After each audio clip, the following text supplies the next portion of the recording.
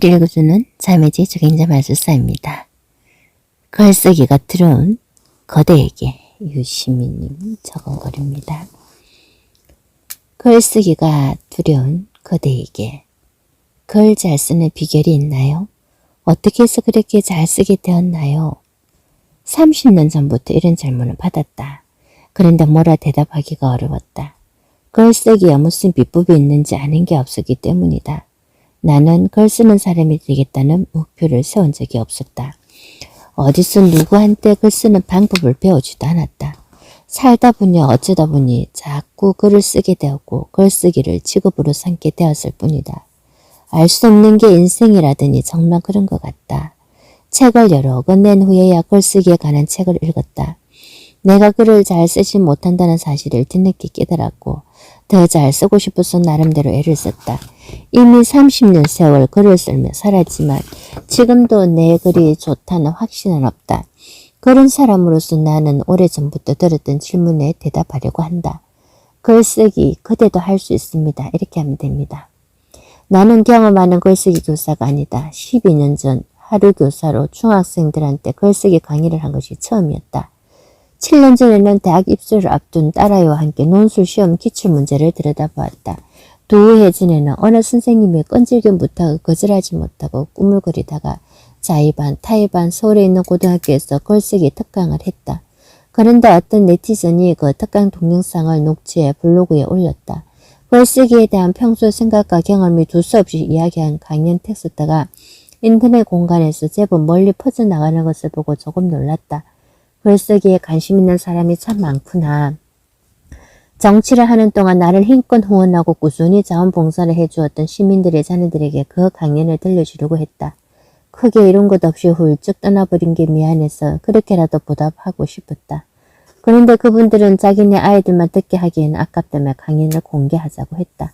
강연자는 홍보 포스터, 현수막, 음향시설을 비롯해 필요한 모든 것을 해결해 주었다. 그렇게 2014년 하반기에 제주, 광주, 부산, 강릉 등 7군데에서 청소년과 학부모를 위한 무료 논술 특강을 했다. 팬클럽 회원들에게 하려고 했던 논술 특강이 집단 재능 기부 프로젝트로 바뀐 것이다. 논술 특강 청중의 반은 중고등학생과 초등학생이었고 나머지 반은 대학생과 직장인 학부모였다. 글쓰기와 대학 입시를 준비하는 청소년들만의 관심사는 아니었던 것이다. 청중이 너무 다양해서 강연 내용과 수준을 정하기 어려웠다. 중고등학생을 중심에 두면서도 대학생과 직장인을 함께 배려하려고 노력했지만 2시간 강연이라는 논리적 글쓰기 일반론과 논술 시험 실전 요령 둘 모두를 깊이 있게 다루기 어려웠다. 그래서 글쓰기 책을 2권으로 쓰게 되었다. 이번 책은 논리적 글쓰기 일반론이다. 중고등학교의 수행평가 글쓰기부터 대입 논술, 기업 입사 시험의 인문학 논술, 대학생 리포트, 신문기사와 사설, 칼럼, 블로그 글, 가전제품 사용설명서, 문화재 안내문, 공공기관의 보도자료, 사회비평가 학술 논문, 대법원과 헌법재판소의 판결문까지 논리적인 글은 구조와 특성이 모두 같다. 잘 쓰는 능력을 기르는 방법도 동일하다. 흔히 글쓰기도 방법을 배우면 할 수 있다고 생각하지만 그게 다는 아니다. 방법을 배우는 것만으로는 충분하지 않다. 몸으로 익히고 습관을 들여야 잘 쓸 수 있다. 글쓰기는 그런 면에서 자동차 운전과 비슷하다. 자동차의 구조와 원리를 공부한다고 해서 운전을 할 수 있는 건 아니다. 핸들과 페달, 기어, 변속기가 손발의 일부로 느껴질 때까지 몸으로 훈련해야 한다.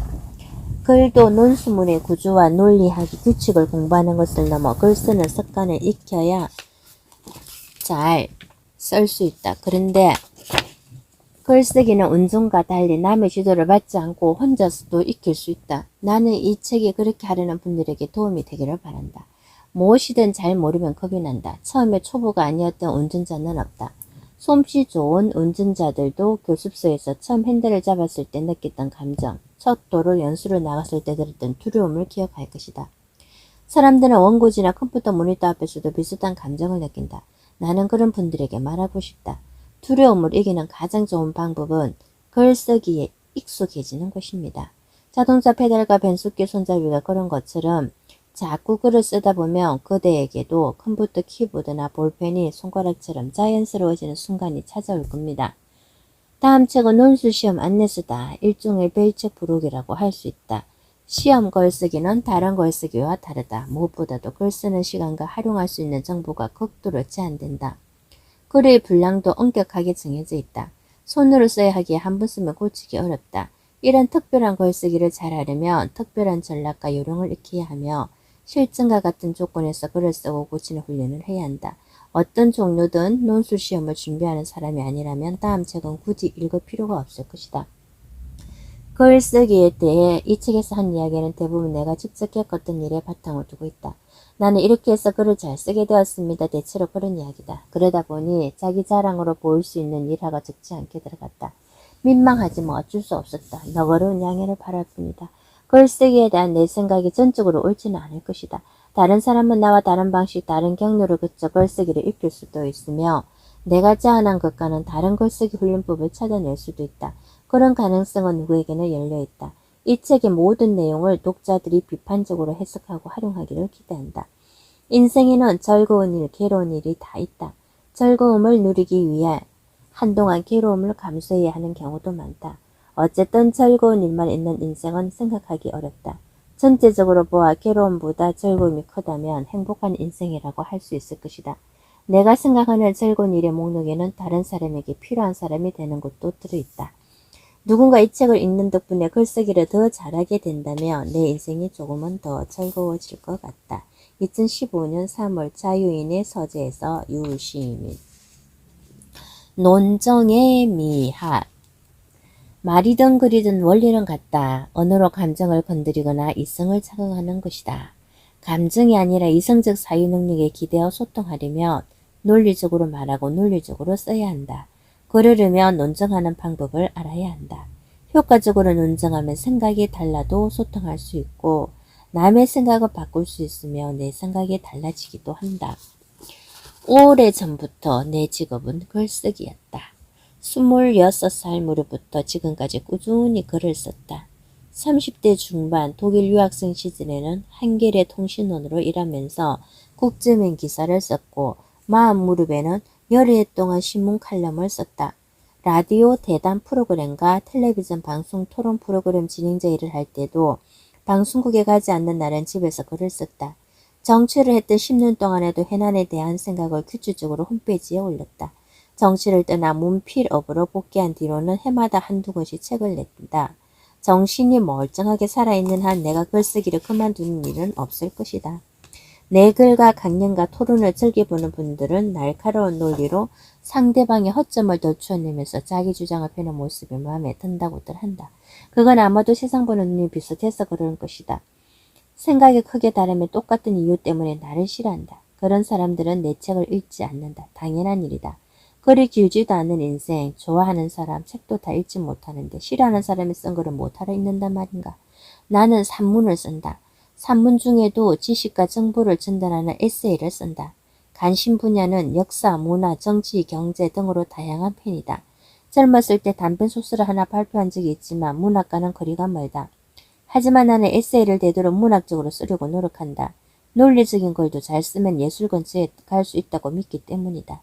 이건 예술이야. 남이 쓴 글이든 내가 쓴 글이든 칼럼이나 에세이를 읽으면서 그렇게 감탄할 때가 있다. 논리의 아름다움, 논증의 미학을 보여주는 글을 만나면 그렇게 된다.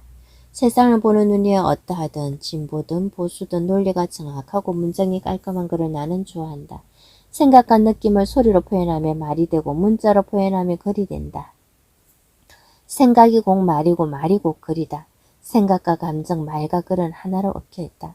그렇지만 근본은 생각이다. 논정의 아름다움을 제대로 보여주는 글을 쓰고 싶다면 무엇보다 생각을 바르고 정확하게 해야 한다. 논리 글쓰기를 잘하려면 먼저 논리적으로 앞뒤가 맞게 생각해야 한다는 것이다. 이해관계에 따라 판단 기준을 바꾸고 감정에 휘둘러 논리의 일관성을 깨뜨리면 산문을 멋지게 쓸 수 없다. 이 책에서 나는 어떻게 해야 논리적인 글을 쓰는 능력을 기를 수 있는지 이야기한다. 본론으로 들어가기 전에 논증의 아름다움을 구현하려면 꼭 지켜야 하는 규칙 3가지를 먼저 소개하겠다. 평소 생각하고 말하고 판단할 때 반드시 지켜야 하는 규칙이다. 나는 칼럼을 쓰거나 토론을 할 때 최선을 다해 이 규칙을 지킨다. 내게는 일종의 영어 기밀이지만 알고 보면 기밀이랄 것도 없을 만큼 간단한 규칙이다. 첫째, 취향, 고백과 주장을 구별한다. 둘째, 주장은 반드시 논증한다. 셋째, 처음부터 끝까지 주제에 집중한다. 이 세 가지 규칙을 잘 따르기만 해도 어느 정도 수준 높은 글을 쓸 수 있다. 취향을 두고 논쟁하지 말라. 말을 하거나 몸짓을 쓰지 않고 다른 사람에게 마음과 생각을 전달하는 것을 텔레파시라고 한다. 사람에게 없는 이 초능력은 돌연변이 인간이나 외계 생명체가 등장하는 과학소설과 SF 영화에서 볼 수 있다. 하지만 텔레파시만 신기한 능력인 건 아니다.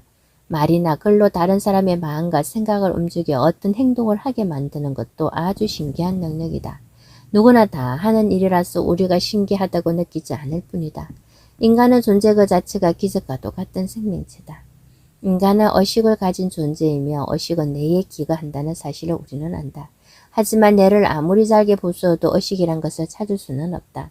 의식은 물질이 아니기 때문이다. 물질은 우리 몸이 물질이 아닌 의식을 만들고 물질이 아닌 그 의식이 거꾸로 물질이 몸을 움직인다고 하니 신기하지 않은가?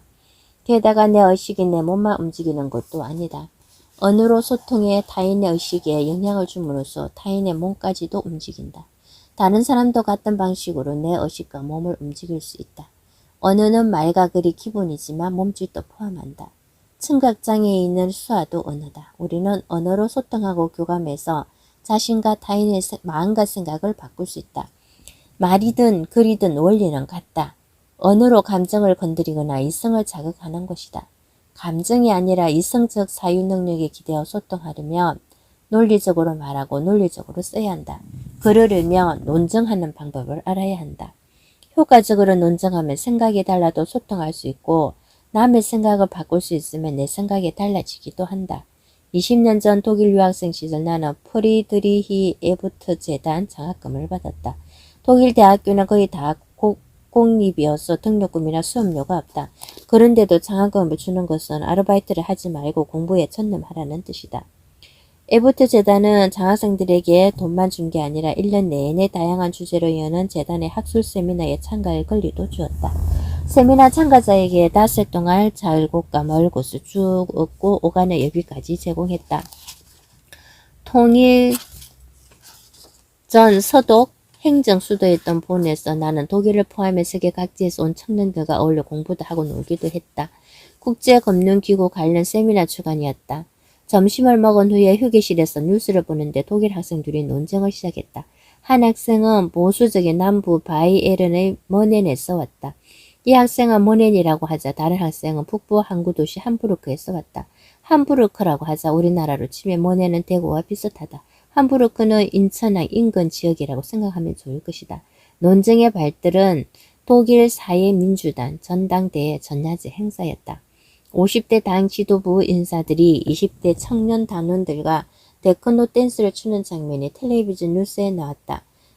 기받기에 피싱을 여러 개 한 여성 당원이 보였다. 미친 것.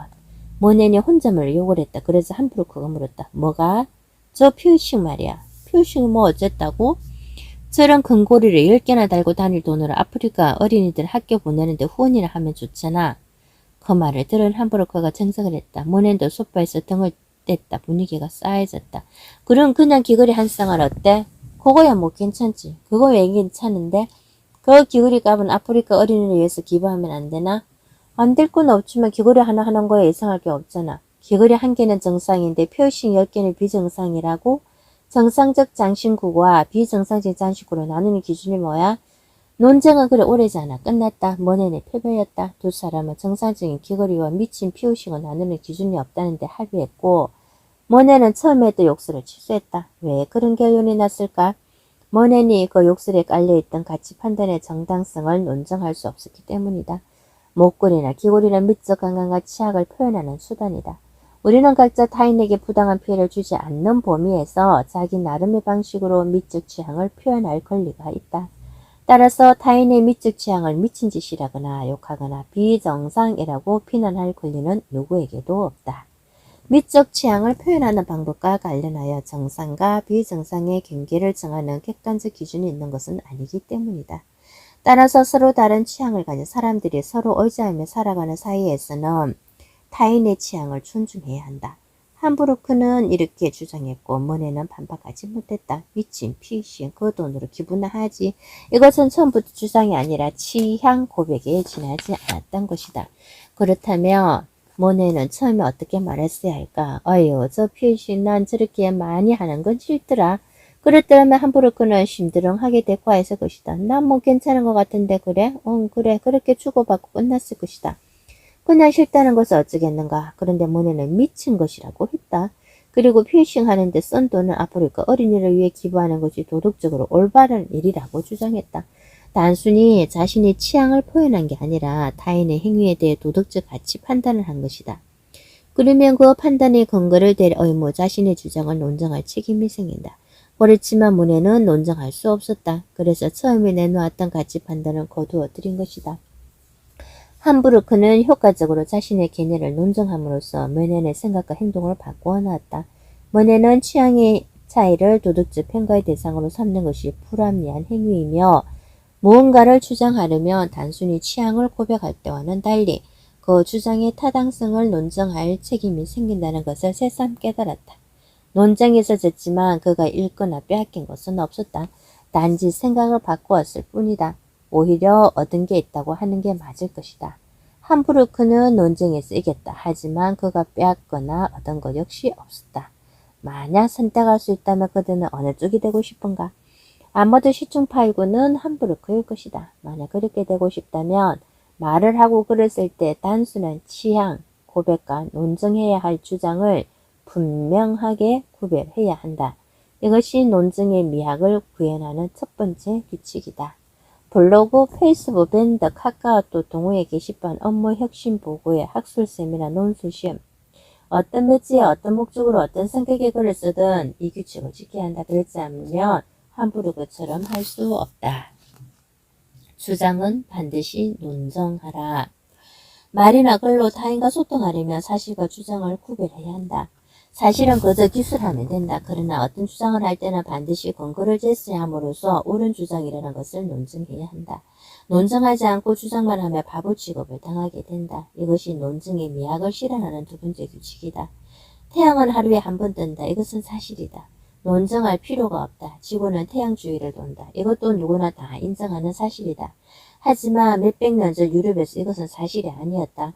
종교 재판에 끌려가 화형을 선고받을지도 모르는 불온한 주장이었다. 이 사례는 사실과 주장을 칼로 두고 뭐 자르듯 나눌 수 없다는 것을 보여준다. 처음에는 말이 되지 않은 것 같았던 주장도 누군가 확실하게 증명하고 만인이 그것을 받아들이면 사실이 된다. 지구가 둥글다는 것, 지구가 우주의 중심이 아니라 태양 궤도를 돈으로 한날 행성에 지나지 않는다는 것도 처음에는 사실이 아니라 주장에 지나지 않았다. 논리학이나 수학에는 공리라는 것이 있다. 증명하지 않고도 참이라고 인정하는 명제가 공리다.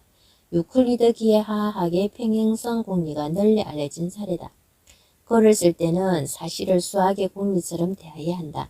증명할 필요가 없다. 하지만 사실로 인정받지 못한 주장은 반드시 그 타당성을 논증해야 한다. 사실과 주장을 엄격하게 구별하고 다르게 취급해야 한다는 이야기다. 어떤 영화 감독이 이렇게 말했다고 하자. 대한민국 최고 미남은 장동건이다. 행심만 보면 마치 사실을 기술한 문장 같다. 하지만 그렇지 않다. 그렇다면 주장인가? 엄밀하게 말하면 주장도 아니다. 단지 주관적 취향을 고백한 것일 뿐이다. 난 남자 영화배우 중에 장동건이 제일 좋아. 그렇게 말하고 싶은 것이다. 만약 그렇게 말했다면 아무 문제가 없었을 것이다. 그 말을 들은 친구는 이렇게 말하면 된다. 그래? 난 송강호가 제일 좋은데? 만약 이 영화 감독이 단순히 취향을 밝히는 게 아니라 무언가 주장하고 싶다면 주장에 어울리는 형식을 갖추어 말해야 한다. 나는 장동건을 대한민국 최고 미남이라고 생각한다. 이것은 주장이다. 따라서 논증해야 한다. 장동건을 최고 미남이라고 판단하는 근거나 이유를 밝혀야 한다. 이 주장은 보통 이런 식으로 논증한다. 먼저 미남의 기준을 제시한다. 그리고 장동건의 얼굴이 다른 누구보다 더 정확하게 그 기준에 들어맞는다는 것을 증명한다. 이를 깨고 다른 사람은 그 주장에 동의할 수도 있고 반박할 수도 있다. 가장 손쉬운 방법은 미남의 기준에 의의를 제기하고 다른 기준을 제안하는 것이다.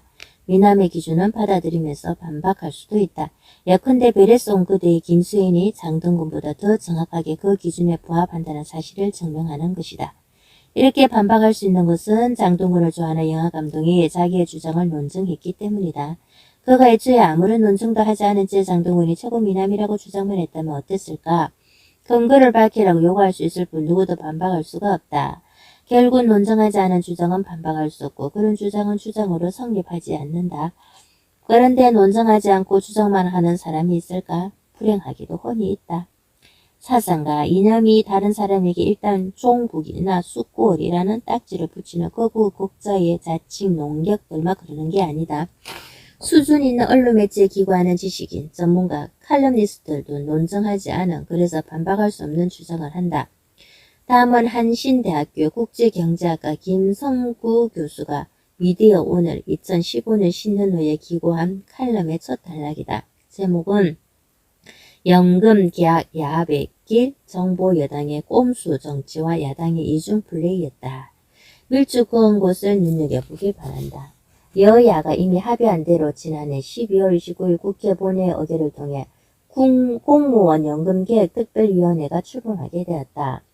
여야 동수로 구성되는 연금개혁특위는 한 번의 기간 연장을 통해 125일까지 활동한다고 한다.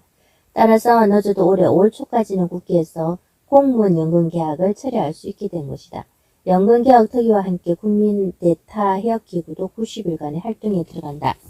하지만 이 기구는 말 그대로 협의와 타협을 위한 기구고 입법에 대한 정권은 연금개혁특위가 갖는다.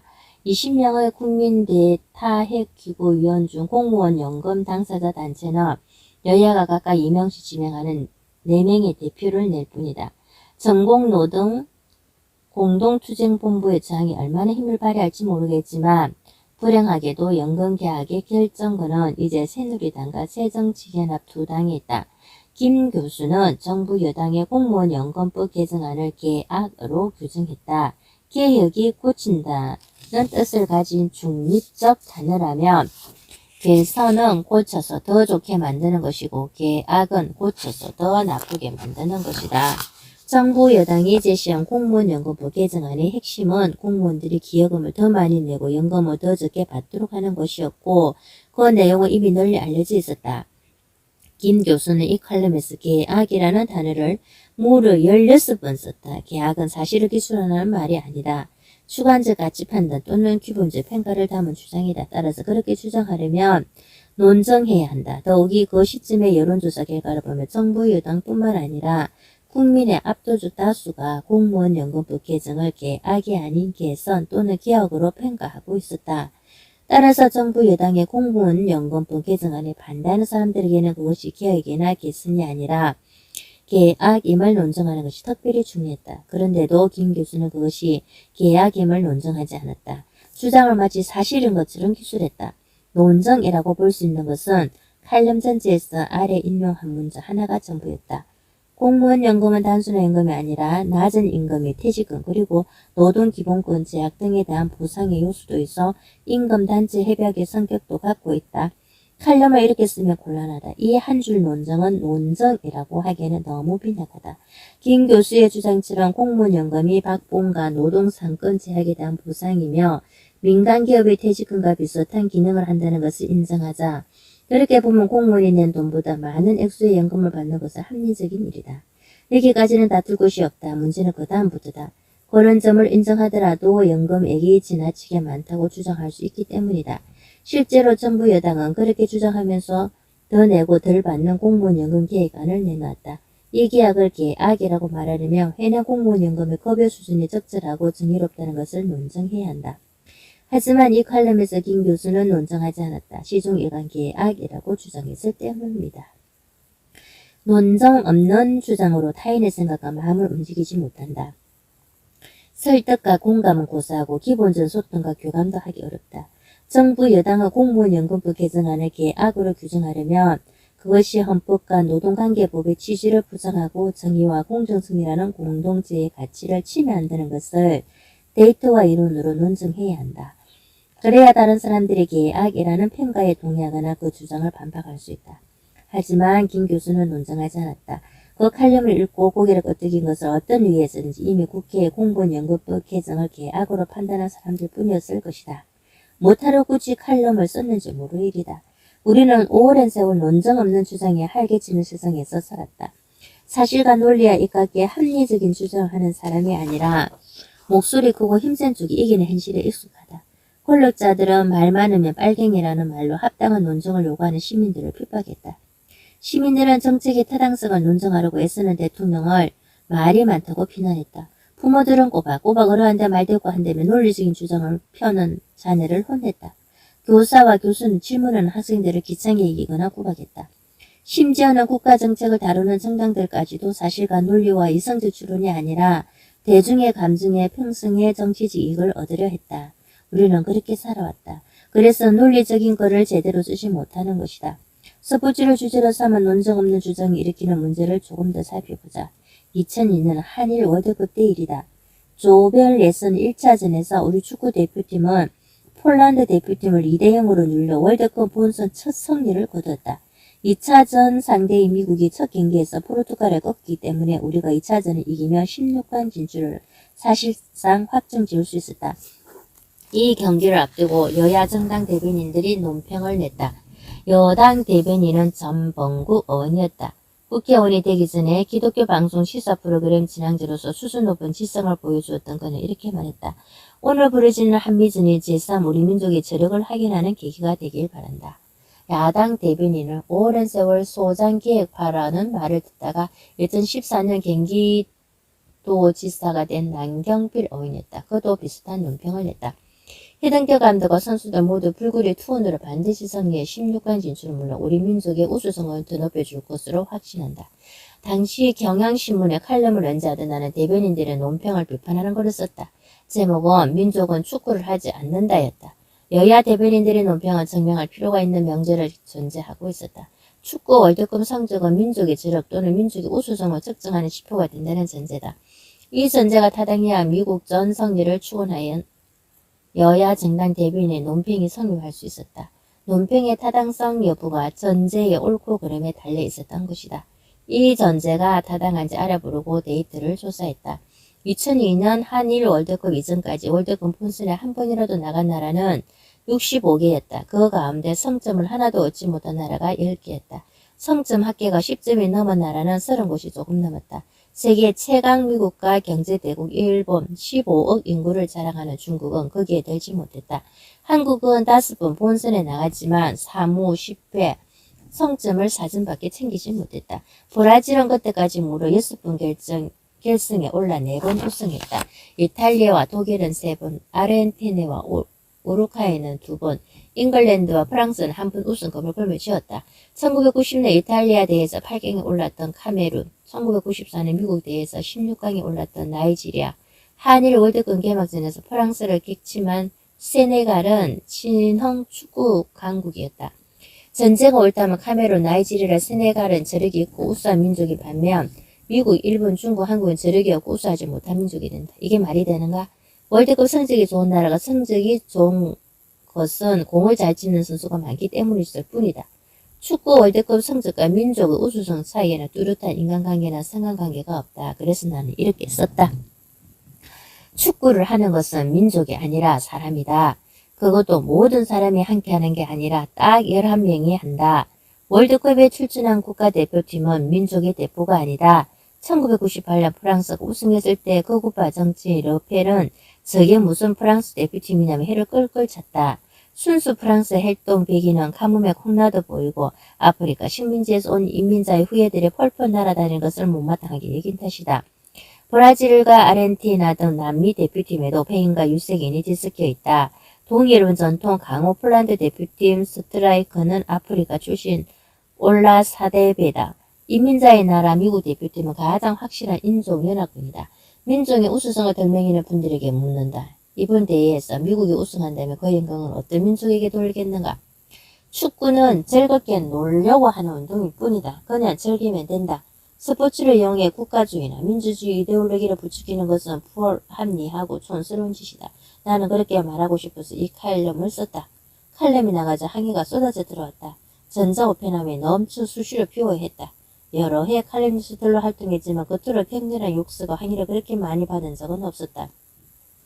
가뭄에 콩나던 내 주장의 오류를 논증하려고 애쓴 글이 있기는 했지만 대부분은 감정적 욕설이었다. 너 대한민국 국민 맞아? 잘난 척 하지마.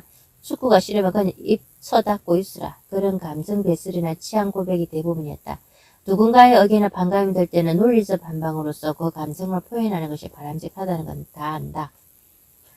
하지만 그렇게 하는 것이 말처럼 쉬운 일은 아니다. 논증의 미학이 살아있는 글을 쓰려면 사실과 주장을 구별하고 논증 없는 주장을 배척해야 하며 논리의 오류를 명확하게 지적해야 한다. 그렇게 하다 보면 미움을 받을 수 있다. 모든 사람이 논증의 미학을 애호하는 것은 아니기 때문이다. 특히 힘과 권력을 가진 사람들은 엄격한 논증을 싫어하는 경향이 있다. 논증은 평등하고 민주적인 인간관계를 전제로 하기 때문이다. 예컨대 재벌 총수들이 회장님 지시사항의 문제점을 논증하려는 회사 간부를 좋아하지 않는다. 대통령과 장관들은 정책 방향의 타당성 여부를 논증하려고 드는 공무원은 좋게 보지 않는다. 민주주의 원리를 깊이 인식하고 존중하려는 사람이라야 논증의 미학을 즐길 줄 아는 것이다. 그렇지 않은 사람이 권력을 가지면 논증을 위한 토론 그 자체를 없애버리려 하고 논증하려 애쓰는 사람을 배척한다. 피라 사건은 개인이 생기는 게 아니며 아무나 피라를 당하는 것도 아니다. 논증의 규칙을 알고 생각을 소신있게 표현하는 기벽을 가진 사람이 주로 피라를 당한다. 글쓰기는 재주만으로 하는 일이 아니다. 논리의 완벽함과 아름다움을 추구하는 고집, 미움받기를 겁내지 않는 용기도 있어야 한다. 주제에 집중하라. 글을 쓸 때는 주제에 집중해야 한다. 엉뚱한 곳으로 가지 말아야 하고 관련 없는 문제나 정보를 끌어들이지 않아야 한다. 원래 쓰려고 했던 이유, 애초에 하려고 했던 이야기가 무엇인지 잊지 말고 처음부터 끝까지 직선적으로 논리를 밀고 가야 한다. 이것이 논증의 미학을 실현하는 세 번째 규칙이다. 이 규칙을 지키려면 무엇보다 주관적 감정에 휘둘리지 않아야 한다. 감정을 느끼지 말라는 게 아니다. 감정을 느끼는 것이야 인간의 본성인데 어찌하겠는가. 그러나 자기의 감정에 대해 일정한 거리를 유지하면서 제어하고 관리할 수는 있다. 글을 쓸 때 감정에 빠지면 길을 잃기 쉽다. 주제를 벗어나 글이 엉뚱한 곳으로 흐르게 되고 주제와 상관없는 것을 들어가 글을 망치게 된다. 운동 경기 관전평이나 맛집 기행에서 이런 현상을 자주 본다. 어떤 선수나 특정한 맛에 대해 매우 강력한 호불호를 가진 사람이 그 감정에 빠지면 쉽게 논점 일탈의 오류를 저지른다. 예컨대 그날 경기에서 보여준 플레이가 아니라 여러 해 사귄 모델과 헤어지자마자 새 애인을 사귄 걸 가지고 축구선수 호날두를 비난한다든가 재료와 양념을 제대로 소개하지도 않은 채 생수 매운탕에 방한잎을 넣었다는 이유로 어떤 식당의 음식 전체를 혹평하는 것이다. 감정에 휘둘려 저지른 사소한 실수가 때로는 감당할 수 없는 문제를 일으킨다. 기억을 되살리는 것이 그리 유쾌하지는 않지만 내가 겪었던 사례를 하나 소개한다. 예전에 함께 정당 활동을 하던 분들과 크게 다툰 일이 있었다. 끝내 갈등을 수습하지 못해 갈라서기 일보 직전까지 갔다. 하필이면 그때 중앙당의 고위 당직자가 당 홈페이지 게시판에 이런 글을 올렸다. 공동대표였던 나를 가까이에서 자주 봤던 사람이었다. 이 글의 핵심은 밑줄 그은 세 문장이다. 짧은 일화입니다. 유시민 전 공동대표는 사람에 대한 예의가 없습니다. 권력에 가까이 있어본 경험이 있어서인지는 모르겠으나 참으로 이해할 수 없는 행동을 많이 하셨습니다.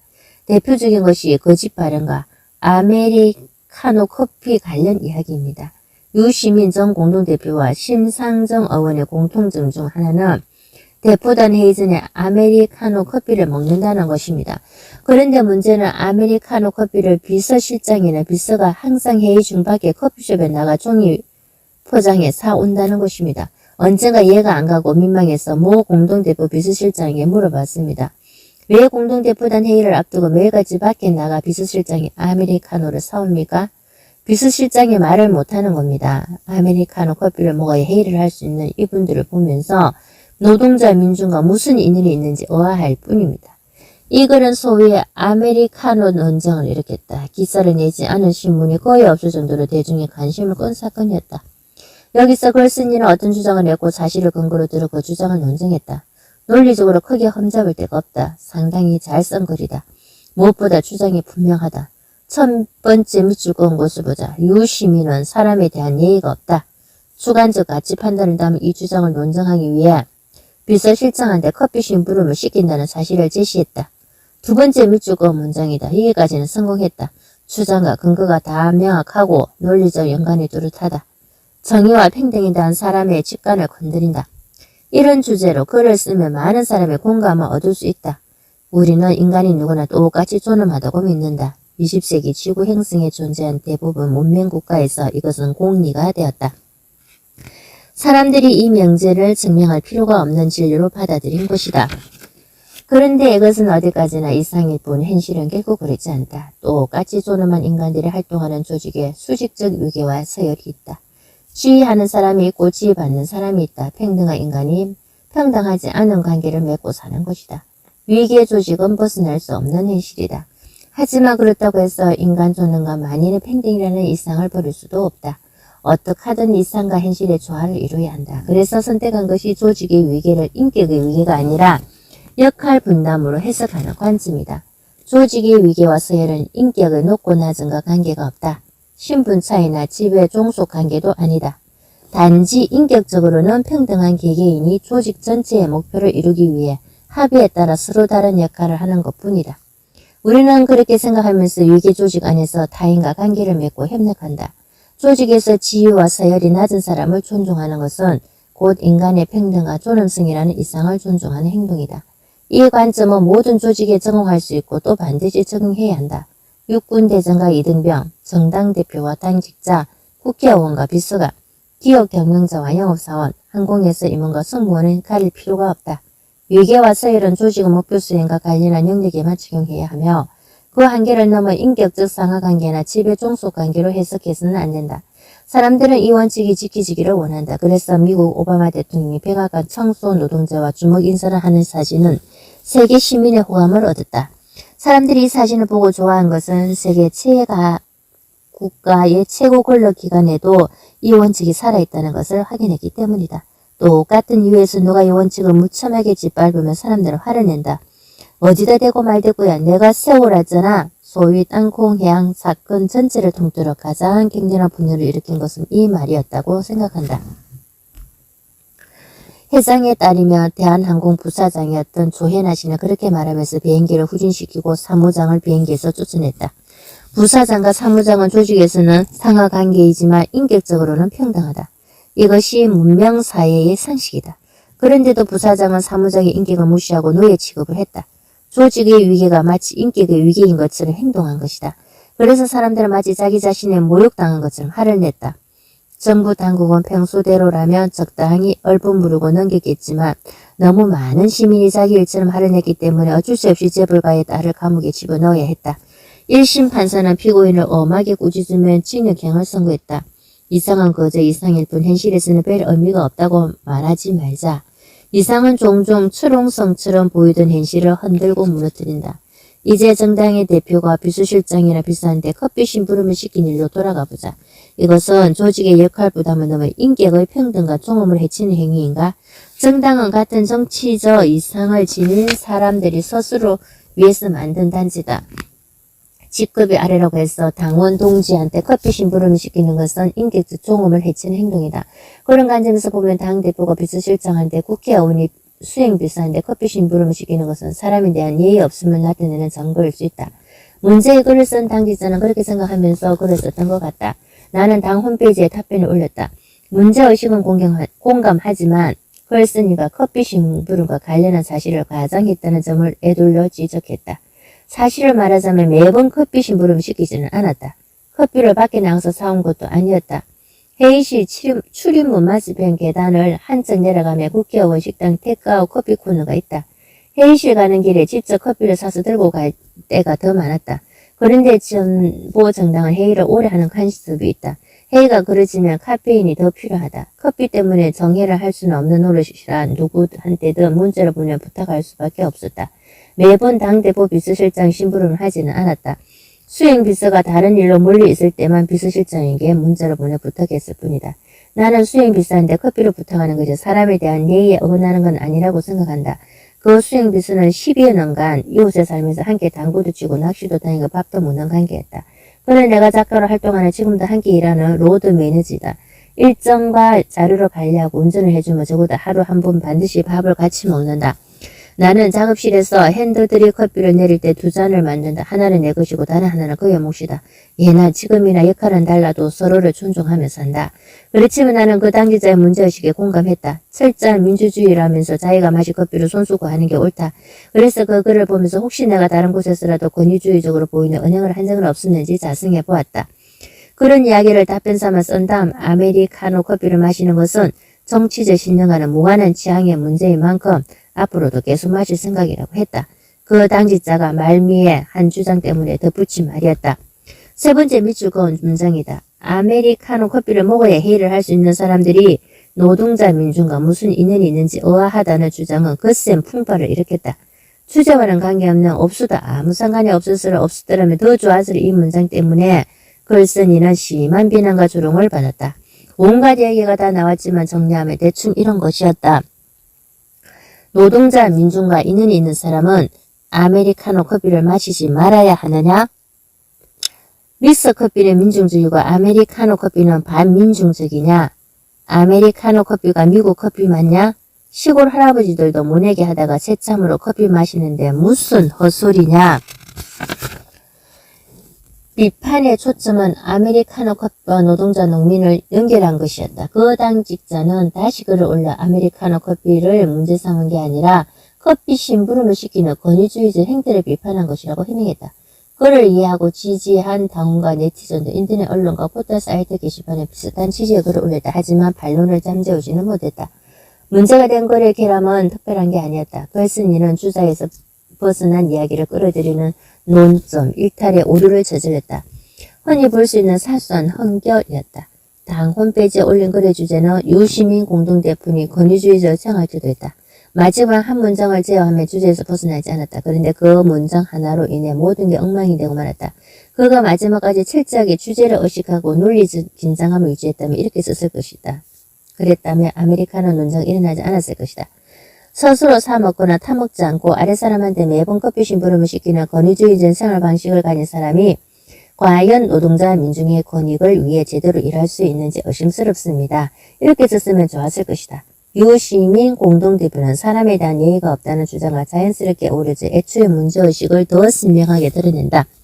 그런데 왜 이렇게 쓰지 않았을까? 감정에 사로잡히기 때문이다. 그 이유가 무엇이든 그는 유시민 공동대표를 싫어했다. 그 감정에 휘둘린 나머지 논리적 맥락에서 벗어난 취향 고백을 해버린 것이다. 글쓴 이는 평소 아메리카노 커피가 미국 제국주의가 퍼뜨린 양키 문화의 상징이라고 생각했던 것 같다. 물론 그렇게 생각하는 거 그 사람의 자유다. 타당한 근거가 있는지 여부는 그것대로 따져보면 된다.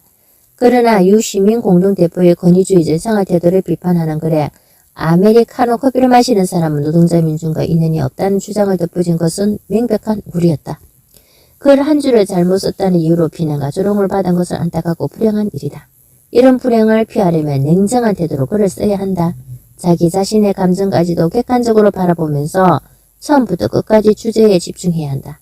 이것이 논쟁의 미학을 실현하기 위해 지켜야 할 세 번째 규칙이다.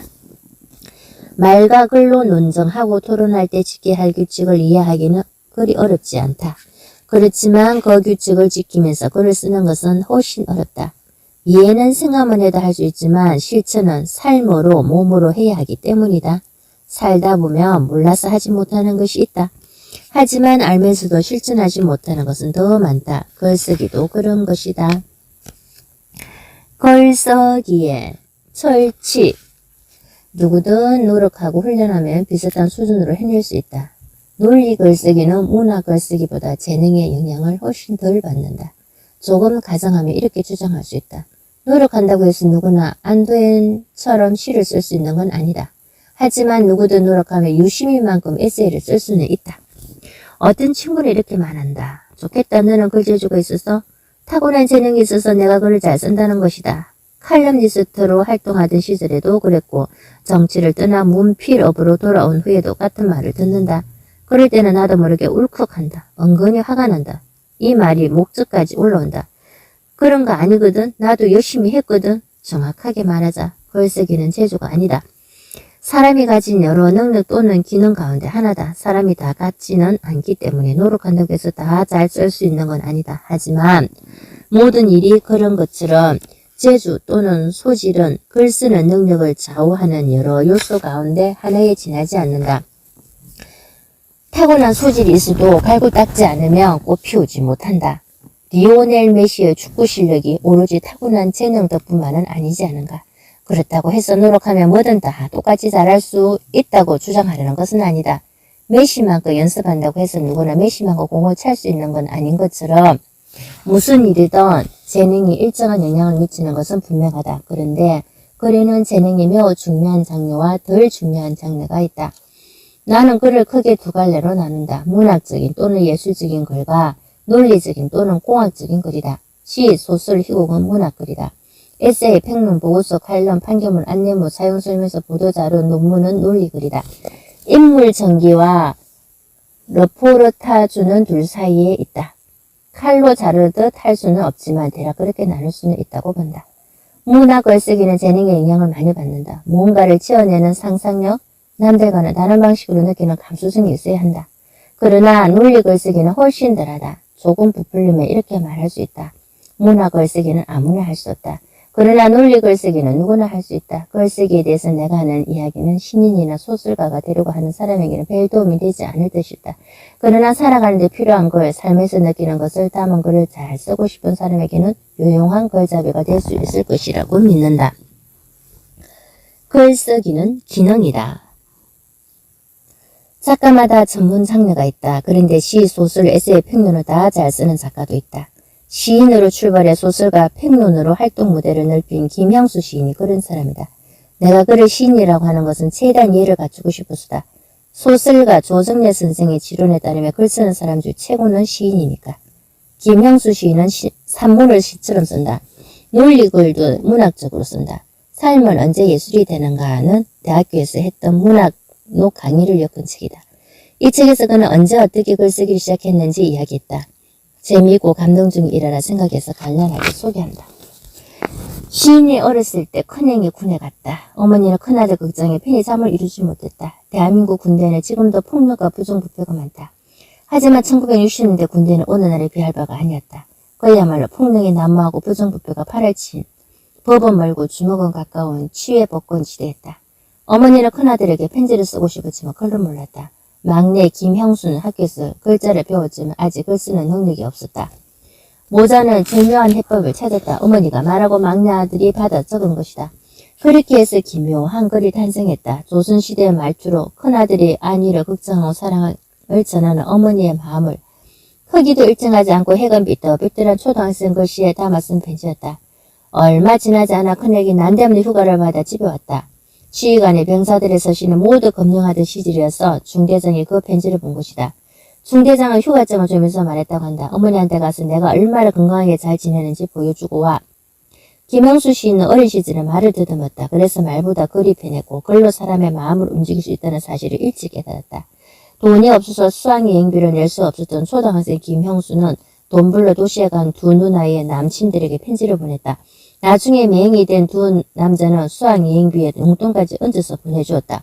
뭐 때문이었겠는가? 여친한테 잘 보이려는 생각도 없지 않았겠지만 그보다는 여친의 막둥이가 쓴 글이 전해준 절절한 소망을 외면할 수 없었던 것이다. 이런 것이 글쓰기의 힘이다. 글쓰기의 목적은 그 장르가 어떠하든 자신의 내면에 있는 감정이나 생각과 표현에 타인과 교감하는 것이다. 김형수 시인은 아주 어렸을 때 생활글쓰기로 창작활동의 첫걸음을 내디뎠다. 생활글에는 논리적 요소와 예술적 요소가 다 있으며 문자를 알기만 하면 누구나 쓸 수 있다. 그러나 남들이 재미나게 읽고 쉽게 이해할 수 있도록 쓰기는 쉽지 않다. 공감을 얻기는 더욱 어렵다. 글이 잘 쓰지지 않을 때 사람들은 문제가 없는 유전적 불운을 한탄한다. 시나 소설이라면 그래도 상관없다. 하지만 문학작품이 아니라 생활글쓰기나 논리글쓰기라면 그럴 필요가 없다. 나는 직업적 글쟁이로서 논리글은 나름 수준 있게 쓴다고 인정받는 편이다. 하지만 아무리 노력한다 해도 괜찮은 시인이 되기는 없다고 생각한다. 그래서 내가 쓸 수 있는 글을 쓰는데 만족하며 산다. 아무나 시를 쓰는 게 아니라는 것을 확실히 깨닫게 해준 시인이 여럿 있다. 안도현 시인도 그런 사람이다. 너에게 묻는다는 그의 작품 중에서 제일 짧은 것인데 그 첫 줄은 이렇다. 연탄재 함부로 발로 차지 마라. 시인이 왜 이렇게 말했는지 이해하려면 먼저 연탄재가 무엇인지 알아야 한다. 단군 할아버지가 한반도에 틀을 잡은 이후부터 50여 년 전까지 몇천 년 동안 우리는 나무를 태워서 생존하는 데 필요한 에너지를 얻었다. 인구가 빠르게 늘어난 조선 후기에 숲이 망가지기 시작한 것은 당연한 일이었다. 일제의 약탈과 한국전쟁을 거치면서 전국의 야산은 거의 다 나무 한 그루 없는 민둥상이 되어버렸다. 농민들은 어린 나무 가지와 낙엽까지 모두 긁어다 연료로 썼다. 가난해서 어쩔 수 없이 생계형 도구를 한 것이다. 정부는 멀쩡한 숲을 통째로 베어 목재로 팔아치우는 상업형 도구를 막을 능력이 없었다. 우리의 숲이 생민형을 회복한 것은 연탄이 나무와 숲을 대체하기 시작한 이유였다. 1970년대에 들어 구멍이 19개 뚫린 연탄이 가정용 에너지원으로 널리 자리 잡았다. 1990년대에는 소득 수준이 더 높아져 석유, 가스, 전기가 연탄을 밀어냈다. 20여 년 동안 주택과 골목 어디나 타고나무 연탄재가 쌓여 있었다. 뭔가에 화가 났지만 하풀이할 곳이 달리 없는 사람들은 그 연탄재를 발로 찼다. 바람이 불면 먼지가 날리고 주변에서는 해를 찼다. 왜 연탄재를 차고 난리람? 먼지 날리면 사람한테 해롭잖아. 골목길도 뒤집어내지고 너에게 묻는다. 첫 행에 이 생각을 이어붙이면 이렇게 된다. 연탄재 함부로 발로 차지 마라. 부서진 연탄재 내가 치울 거냐?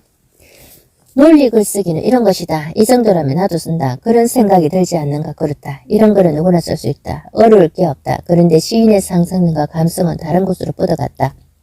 그 연탄재가 한때는 이거리고 타오르는 불등이었다는 사실을 떠올린 것이다. 연탄이 제 몸을 불살라 내뿜은 열기로 사람들은 무엇을 했는가? 허기진 가족을 위해 밥을 지었고 하루 일에 지친 몸을 달렸다. 그 뜨거운 위에서 애틋한 사랑을 나누었고 늙은 부모를 모셨으며 소중한 딸 아들을 키워냈다. 사랑도 열정도 헌신도 없이 살아가는 인생이 널리고 널린 세상 도대체 그 누가 겨울 골목길의 연탄재를 그들 잘 합당한 자격이 있다는 말인가?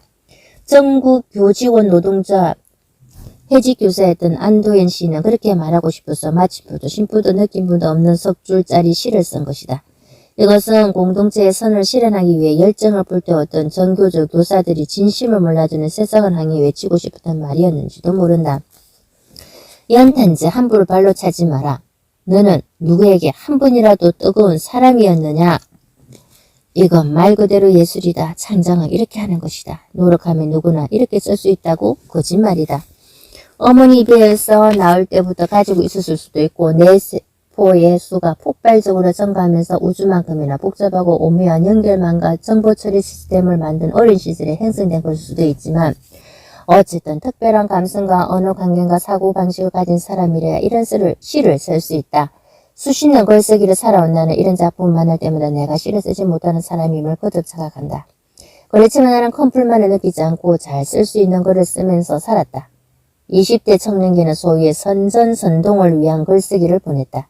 그때 정부는 허위 사실을 유포해 세상에 대한 불만을 조장하는 것을 선전으로 정부에 맞서 싸우라고 대중을 부추기는 것을 선동으로 규정했다.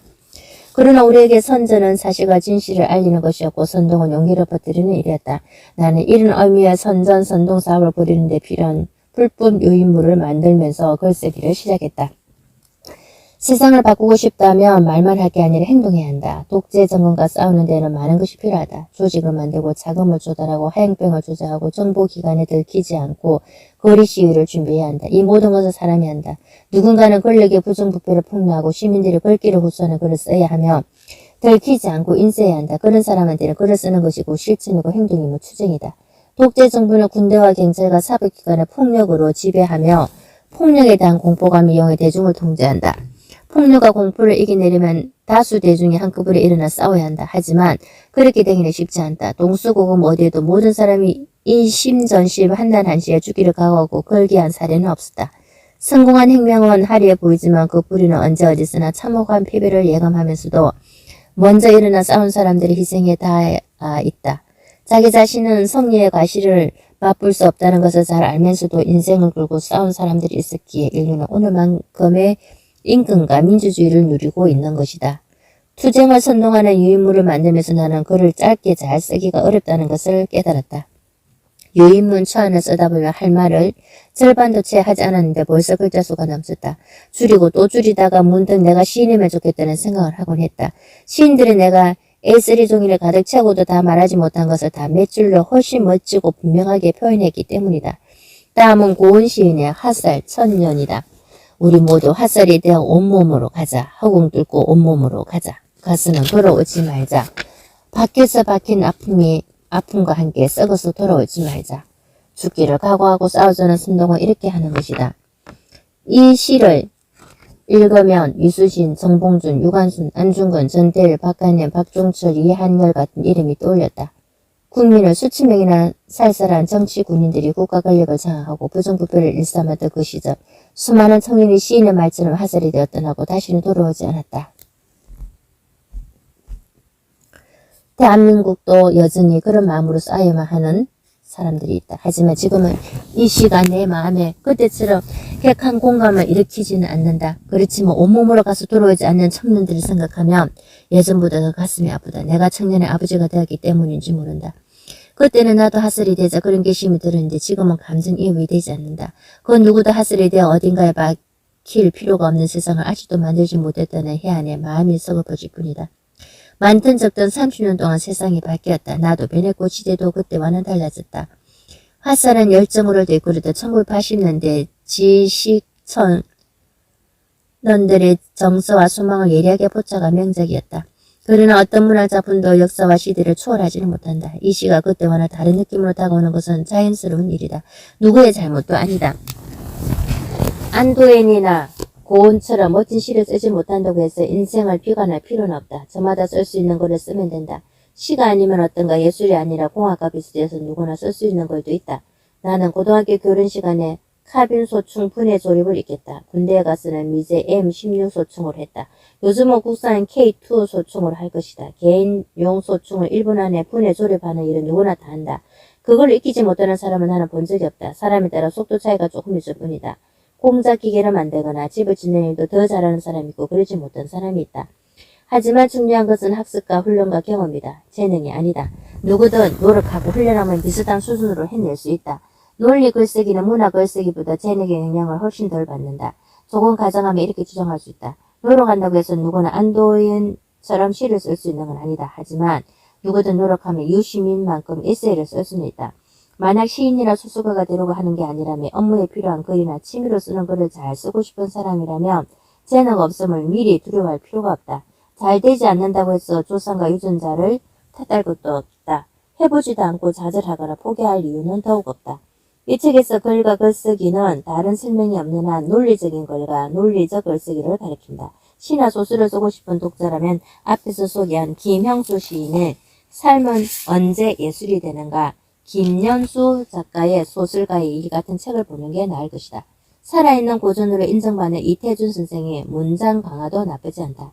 그러나 에세이, 신문기사, 문학평론, 사회비평, 제품 사용설명서, 보도자료, 문화재, 안내문, 성명서, 선언문, 보고서, 자기소개서, 논술, 시험, 운동경기, 관전평, 신제품 사용 후기, 맛집 술래기 같은 것을 잘 쓰고 싶은 독자라면 이 책이 더 나을 것이다. 발췌 요약기에서 출발하자. 글쓰기를 하려면 무엇부터 시작해야 할까? 텍스트 발췌 요약부터 시작하는 게 좋다. 글쓰기에는 비법이나 왕도가 없다. 지름길이나 샛길도 없다. 그래서 다들 비슷비슷한 이야기를 할 수밖에 없다. 무슨 특별한 비법이 있는 것처럼 말한다면 거짓말의 가능성이 높다. 무호가 비늘하우스에서 태어난 사람이든 언수저를 물고 태어난 재벌가 상속자든 글쓰기를 할 때는 만인이 평등하다. 잘 쓰고 싶다면 누구나 해야 할 만큼의 수고를 해야 하고 써야 할 만큼의 시간을 써야 한다. 큰 돈을 주고 유명한 작가를 불러 24시간 가정교수로 붙여놔도 본인이 노력하지 않으면 헛일이다. 하지만 스스로 의지를 가지고 노력만 한다면 선생님이 없어도 괜찮다. 글쓰기는 머리로 배우는 게 아니라 몸으로 익히는 기능이기 때문이다. 아무리 뛰어난 헬스 트레이너의 지도를 받아도 실제 몸을 쓰지 않으면 복근을 만들지 못하는 것처럼 아무리 훌륭한 작가의 가르침을 받아도 계속 쓰지 않으면 훌륭한 글을 쓸 수 없다. 글쓰기에는 철칙이 있다고 생각한다. 첫째, 많이 읽어야 잘 쓸 수 있다. 책을 많이 읽어도 글을 잘 쓰지 못할 수는 있다. 그러나 많이 읽지 않고도 잘 쓰는 것은 불가능하다. 둘째, 많이 쓸수록 더 잘 쓰게 된다. 축구나 수영이나 그런 것처럼 글도 근육이 있어야 쓴다. 글쓰기 근육으로 만드는 유일한 방법은 쓰는 것이다. 여기에 예외는 없다. 그래서 철칙이다. 사람들은 내가 어려서부터 글을 잘 썼을 것이라고 생각한다. 하지만 사실은 그렇지 않다. 나는 학창 시절에 문예반 활동을 하지도 않았고 글을 잘 써서 상을 받은 적도 없었다. 친구들이 다 그랬던 것처럼 고등학교를 마치기 전에는 글이라는 것을 써본 일이 거의 없었다. 대2 본고사 국어 과목에 작문 문제가 있어서 혼자 글 연습을 조금 해본 게 전부였다. 그랬던 내가 7년 정도 시간이 흐른 후 제법 글 잘 쓰는 청년으로 인정받았다. 별로 유쾌하지 않은 사건 때문에 톡수폭력이라는 개상한 혐의를 쓰고 영등포 구치소에 구금되어 있으면서 판사에게 제출했던 항소 이유서가 세상에 알려져 그렇게 되었다. 다시 3년이 지난 1988년에 거꾸로 있는 세계사라는 책을 냈다. 그전에도 논피션으로 한 건 얘기를 했지만 내가 직업적 열정이가 된 계기는 바로 이 책이었다. 아직 386 컴퓨터도 시장에 나오기 전이라 400자 원고지에 손으로 썼다. 거꾸로 있는 세계사는 거의 100% 발췌 요약이었다. 발췌는 테스트에서 중요한 부분을 갈아 뽑아내는 것이고 요약은 테스트의 핵심을 추리는 작업이다. 발췌는 선택이고 요약은 압축이라 할 수 있다. 발췌가 물리적 작업이라며 요약은 화학적 작업이다. 그런데 어떤 텍스트를 요약하려면 가장 중요한 정보를 담은 부분을 먼저 가려내야 한다. 효과적으로 요약하려면 정확하게 발췌해야 한다는 이야기다. 이렇게 보면 발췌 요약이라는 말은 요약이라고 줄일 수 있을 것이다. 그런데 요약에 불과한 거꾸로 있는 세계사가 내가 쓴 모든 책 중에 가장 많이 읽혔다. 여기서 읽혔다는 팔렸다와 같은 뜻이다. 출판계에서는 지식산업의 품격을 지키려고 팔렸다는 말보다 읽혔다는 말을 쓰는 관행이 있다. 덕분에 재산이 50만 원밖에 없었던 내가 신림도 달동네에 전셋집을 얻어 장가를 들었다. 그 전세금을 빼서 독일 유학을 갔다. 인쇄 수입이 계속 들어왔기 때문에 아르바이트를 하지 않고 공부에만 전념할 수 있었다. 나는 유학을 잘하는 것 하나로 베스트셀러 작가가 되었다. 다른 사람도 그렇게 할 수 있다고 믿는다. 그래서 테스트 유학으로 글쓰기 훈련을 시작하라고 권하는 것이다.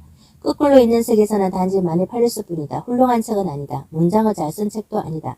나는 그 사실을 이 오더 선생이 우리 글 바로 쓰기를 읽고서 뒤늦게 깨달았다. 아무 생각 없이 일본어와 영어 문법을 따라 쓰고 공연히 어려운 한자말을 남용했으며 쓸데없이 길고 복잡한 문장을 내려놓았다. 그게 부끄러워서 크게 잘못 쓴 문장만이라도 손 닿는 만큼 바로잡아 개정판을 냈다. 하지만 개정판도 문장이 훌륭하다고 하기는 어렵다. 거꾸로 있는 세계사 초고를 쓴 것은 1987년이었다. 마무리 작업은 1988년 봄에 했다. 그때는 정부가 표현의 자유를 심하게 억누르기 때문에 자료를 구하기가 쉽지 않았다. 내용을 빨리 알리고 싶은 마음이 앞선 나머지 중요한 역사적 사실을 확인하고 정부의 출처를 포시하는 작업을 제대로 하지 않았다. 더 높은 반항 정신으로 정치 권력이 강요한 반공주의 역사관을 거부한 것까지는 좋았지만 철학적, 이념적 균형을 지키지 못하고 반대편으로 쏠렸다. 한마디로 공부가 부족한 상태에서 책을 쓴 것이다. 게다가 책을 내고 얼마 지나지 않아 소련과 동유럽 사회주의 체제가 무너지고 냉전시대가 막을 내렸다. 개정판의 시대의 변화를 반영하려고 노력했지만 초판에 안고 있었던 철학의 빈곤을 제대로 해소하지는 못했다. 거꾸로 있는 세계에서는 대학교에 들어간 후 10년 동안 읽은 책을 요약한 것이었다. 굳이 수준을 평가하자면 요령 좋은 대학 졸업반 학생의 리포터 정도였다. 그런데 그런 책을 왜 많은 독자가 오랫동안 읽었을까? 글이 좋거나 내용이 훌륭해서가 아니라 우리나라 상황에 비추어 볼 때 매우 흥미진진한 역사적 사건을 다루기 때문일 것이다. 그런 점에서는 제법 괜찮은 책이었다. 역사에 대한 식기는 모자랐고 문장도 흐름했지만 20세기를 만든 역사적 대사건의 원인과 결과, 주요 인물들의 생애와 사상, 그리고 사건과 인물이 세상에 남긴 흔적의 의미를 요약해서 전파하는 데는 성공했다. 지금은 훌륭한 세계사 교양사가 많다. 거꾸로 있는 세계사는 없어도 괜찮은 책이 되었다고 생각한다. 그런 줄 알면서도 그 책에 대한 이야기를 늘어놓은 것은 텍스트 요약이 논리 글쓰기의 첫걸음이라는 것을 강조하고 싶어서다. 텍스트 요약은 귀 기울여 남의 말을 듣는 것과 비슷하다. 내가 남의 말을 경청하고 바르게 이해해야 남도 내 말에 귀를 기울이게 된다. 남들이 잘 이해하고 공감하는 것을 쓰고 싶다면 내가 먼저 남이 쓴 글을 이해하고 공감할 줄 알아야 한다. 말로든 글로든 타인과 소통하고 싶으면 먼저 손을 내는 게 바람직하다. 내게는 글쓰기 선생님이나 롤 모델이 없었지만 제법 괜찮은 훈련 프로그램이 있었다. 학회의 도수 목록과 토론식 학습 방법이 있었다. 여기서 학회는 박사와 교수가 모인 연구 모임이 아니다. 공부도 하고 데모도 하던 지금은 사라지고 없는 학생 서클이다. 내가 대학생이던 시절 우리 학교에는 학회가 수십 개 있었다. 나는 우연히 법대 소속이었던 농촌법학회에 가입했다. 신입생들은 매주 화요일 오후 서클 공부방으로 쓰던 선배의 자취방에 모여 공부했다. 학습 방법은 평범하고 단순했다. 우리는 매주 한 권씩 도서 목록에 있는 책을 읽었다. 각자 맡은 부분의 핵심 내용을 추려 발표하고 선배들과 함께 토론했다. 선배들은 자기네가 원하는 방향으로 토너를 이끌어가려 했지만 늘 성공한 건 아니었다. 1학년 여름방학이 끝난 후로부터 구로동에서 야학 교사 일을 했는데 거기서도 교사 공부 모임을 했다. 군 복무를 마친 후 이런저런 공개 비공개 조직에서 활동한 기간에도 비슷한 방식으로 학습했다. 그때는 몰랐지만 나는 그렇게 공부하면서 텍스트를 요약하는 방법을 배웠다. 어떤 주제에 대해서 무슨 주장을 해야겠다는 생각이 들면 그렇게 하는데 필요한 논리적, 실정적 근거를 신속하게 탄생하는 습관이 생겼다. 교수님들의 강의는 재미도 없었고 배울 것도 적었다. 고등학교 때와 마찬가지로 강의를 받아 적은 노트와 교과서를 외워서 시험을 쳤다. 학점을 따는 것 말고는 별 의미가 없었다. 서클에서 하는 공부가 훨씬 재미있었고 배우는 것도 많았다. 유럽 청년들은 우리의 중고등학교에 해당하는 김나지움에서부터 이런 식으로 공부한다. 대학교와 대학원은 말할 나위도 없다. 내가 독일 마인츠 대학교 경제학과에서 디플롬 석사 학위를 취득하기 위해 참가했던 세미나도 모두 그랬다. 안타깝게도 우리나라는 중고등학교뿐만 아니라 대학교에서도 이런 방식으로 공부하지 않는다. 박사 학위를 취득하는 과정에서도 치열한 토론이나 논리적 글쓰기로 생각을 표현하는 훈련을 충분히 하지는 않는다. 그래서 최고 수준의 교육을 받았는데도 토론과 글쓰기에 서툰 사람이 많은 것이다. 나는 어묵이나 라면을 안주 삼아 취할 때까지 막걸리와 소주를 마시드는 뒤풀이는 되도록 피했지만 학교 공부 시간에 절대 빼먹지 않았다.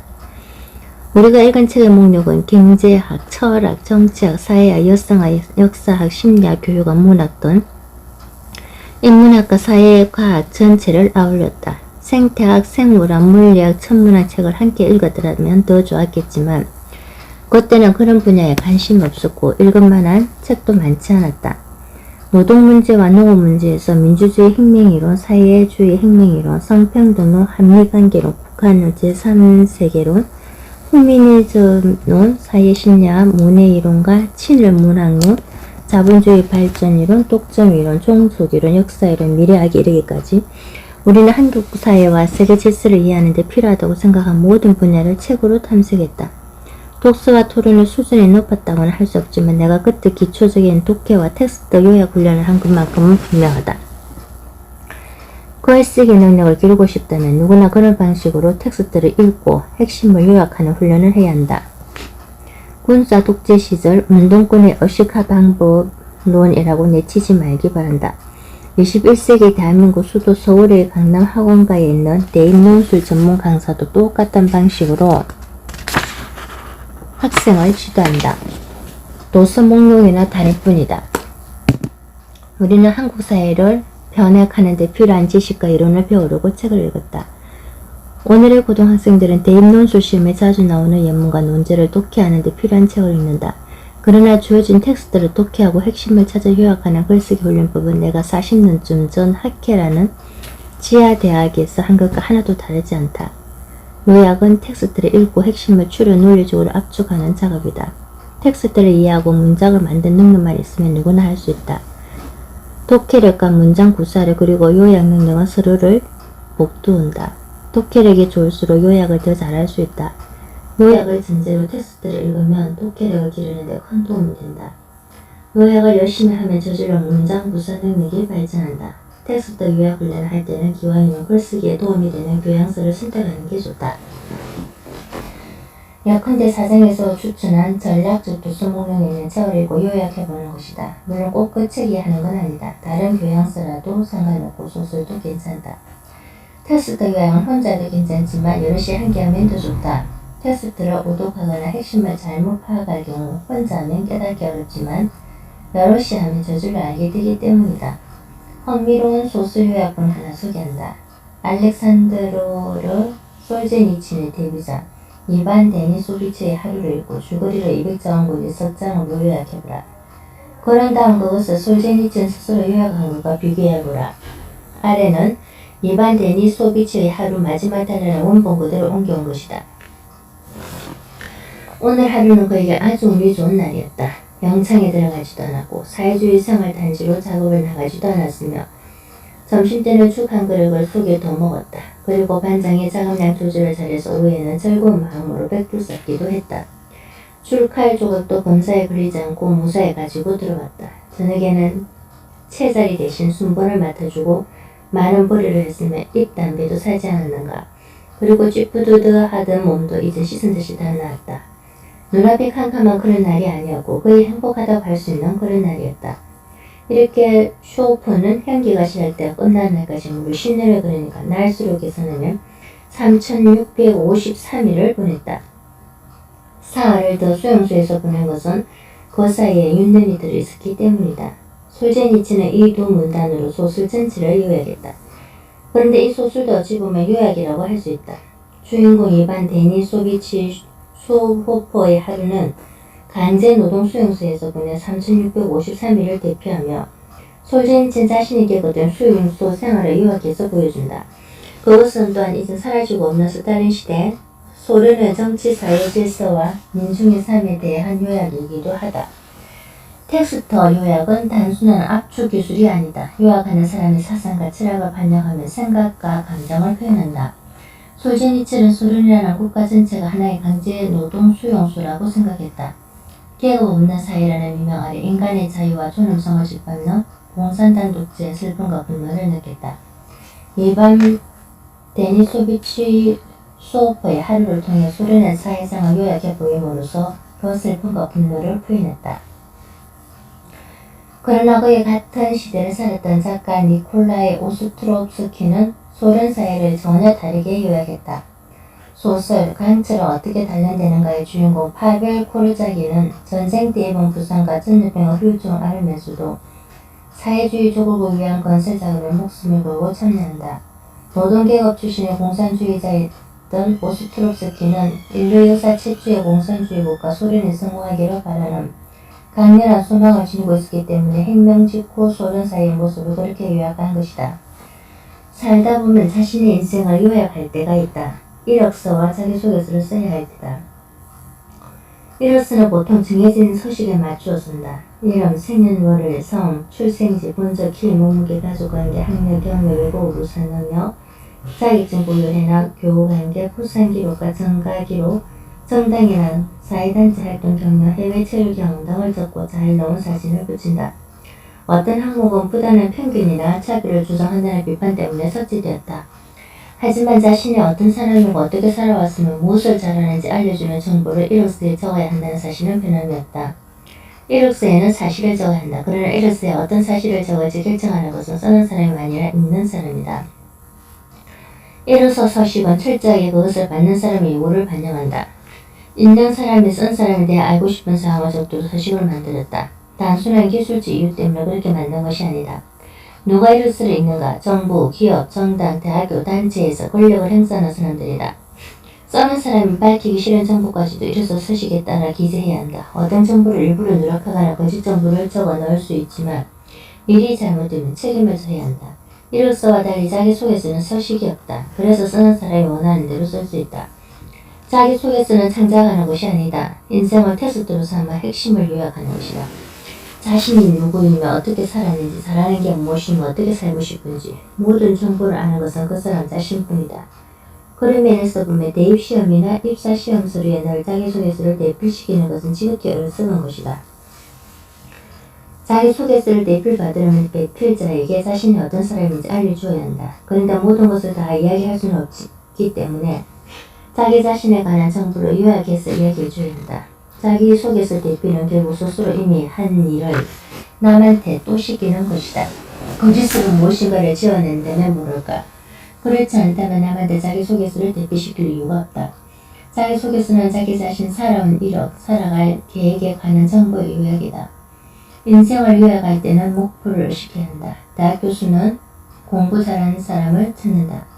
기업의 인사 담당자는 회사에 도움될 사람을 뽑는다. 객관적으로 확인할 수 있는 정보는 이력서와 부속 서류를 보면 된다. 전공이 무엇이고 성적이 얼마나 좋으면 전문 지식과 외국 실력이 어느 정도이고 자격증은 어떻게 했는지는 다른 서류에 다 나와있다. 자기소개서도 그런 정보를 중요하게 다루어야 하지만 그것만으로 처음에 이로서와 차이가 없다. 그렇다면 대학교와 기업이 굳이 자기소개서를 요구하는 이유가 무엇일까? 글을 얼마나 잘 쓰는지 모르는 게 아니다. 대학 문예 창작가 신입생을 선발하거나 광고회사 카피라이터 출판사 편집사원 일로서 기자를 채용하는 경우가 아니면 글 솜씨를 꼼꼼히 따지지는 않는다. 자기소개서를 받는 것을 일어서만 봐서는 알기 어려운 인간적 특성을 알아보기 위해서다. 우리는 인간적 믿음을 가진 사람을 보기 좋게 본다. 솔직하고 정직하고 성실하고 긍정적이고 창의성과 열정이 있고 남을 배려하고 인내심과 도전정신이 있는 사람을 훌륭하다고 한다. 자기소개서는 자신이 그런 사람이라고 상상하면서 써야 한다. 그런 사람으로서 이로서의 적은 객관적 사실을 해석하고 자신의 장점과 단점을 살펴야 한다. 그런 마음으로 과거의 현재를 평가하고 미래를 설계해야 한다. 그래야만 자기 인생을 제대로 요약할 수 있다. 대외 원수를 내는 학생이라면 자신이 공부하기를 원하면 공부를 잘하는 사람이라고 생각하면서 그것을 뒷받침하는 사실을 중심으로 인생을 요약해야 한다. 기업 입사 원수를 내는 청년이라면 자신이 회사의 발전에 크게 기여할 수 있는 사람이라고 믿으면서 그 믿음의 근거를 제공하는 사실을 중심으로 인생을 요약해야 한다. 테스트 요약도 자기소개서 쓰기와 다르지 않다. 요약하는 사람의 소망과 의지와 태도에 따라 같은 테스트라도 다르게 요약할 수 있는 것이다.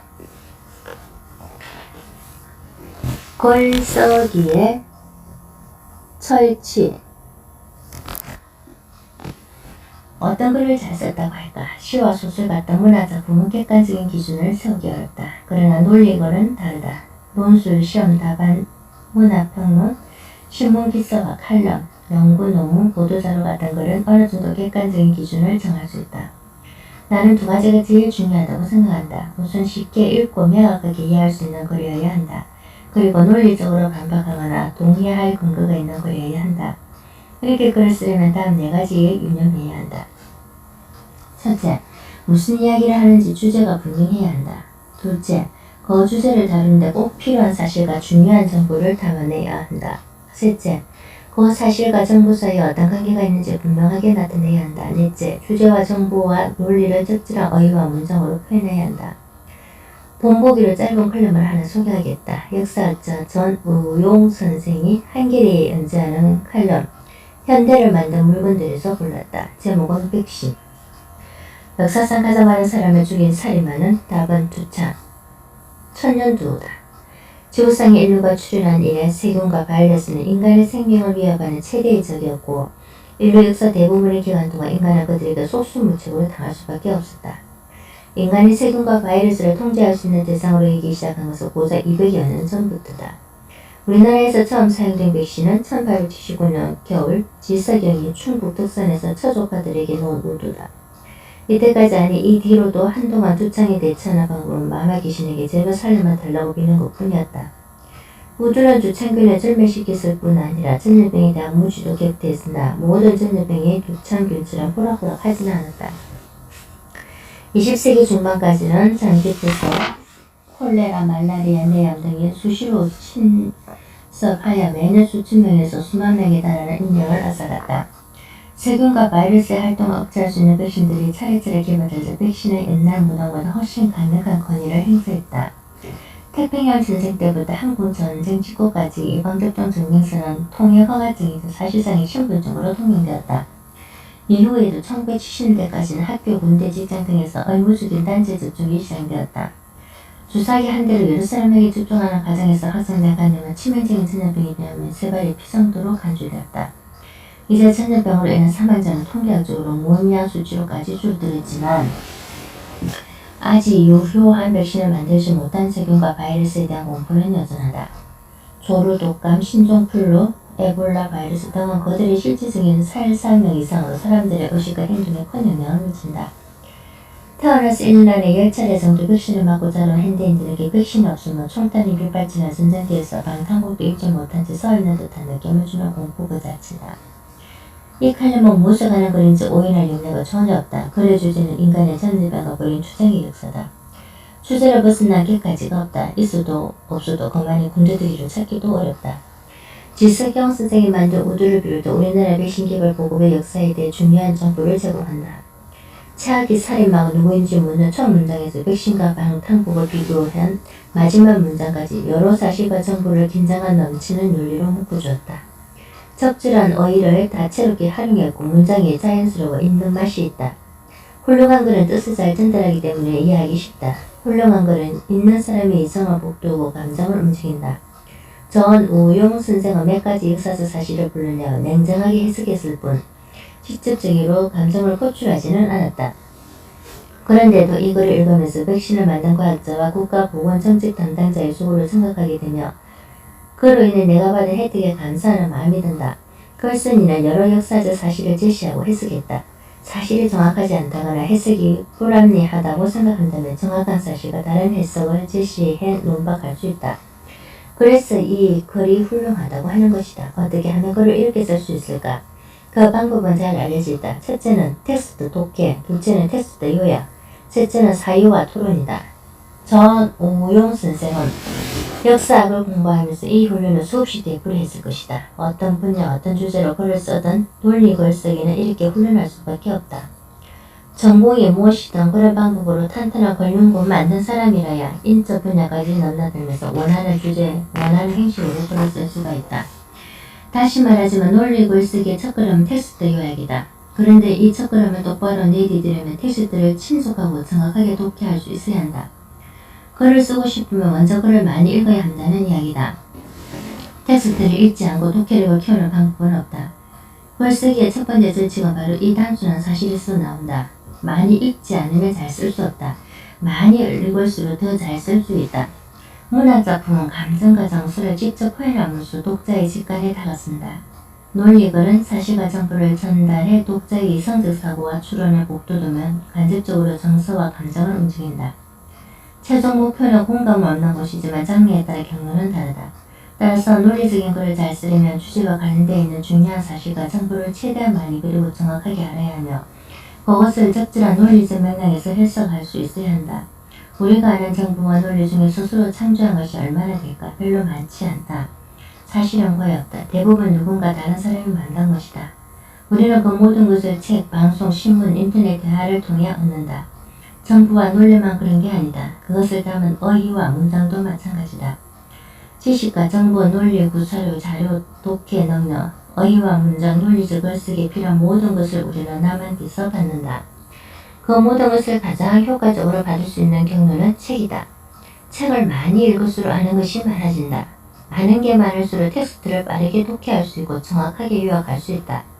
텍스트를 독해하고 요약하는 데 나간 사람은 그렇지 않은 사람보다 같은 시간에 더 많은 책을 읽고 더 많은 지식과 정보를 얻는다. 그러면 글을 잘 쓸 가능성 또한 높아진다. 그래서 많이 읽지 않고는 잘 쓸 수 없다는 것이다.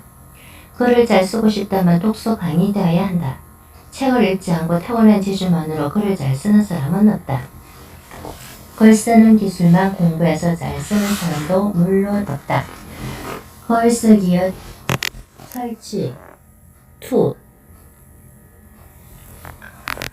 책을 많이 읽기만 하면 다 글을 잘 쓰게 될까? 그렇지는 않다.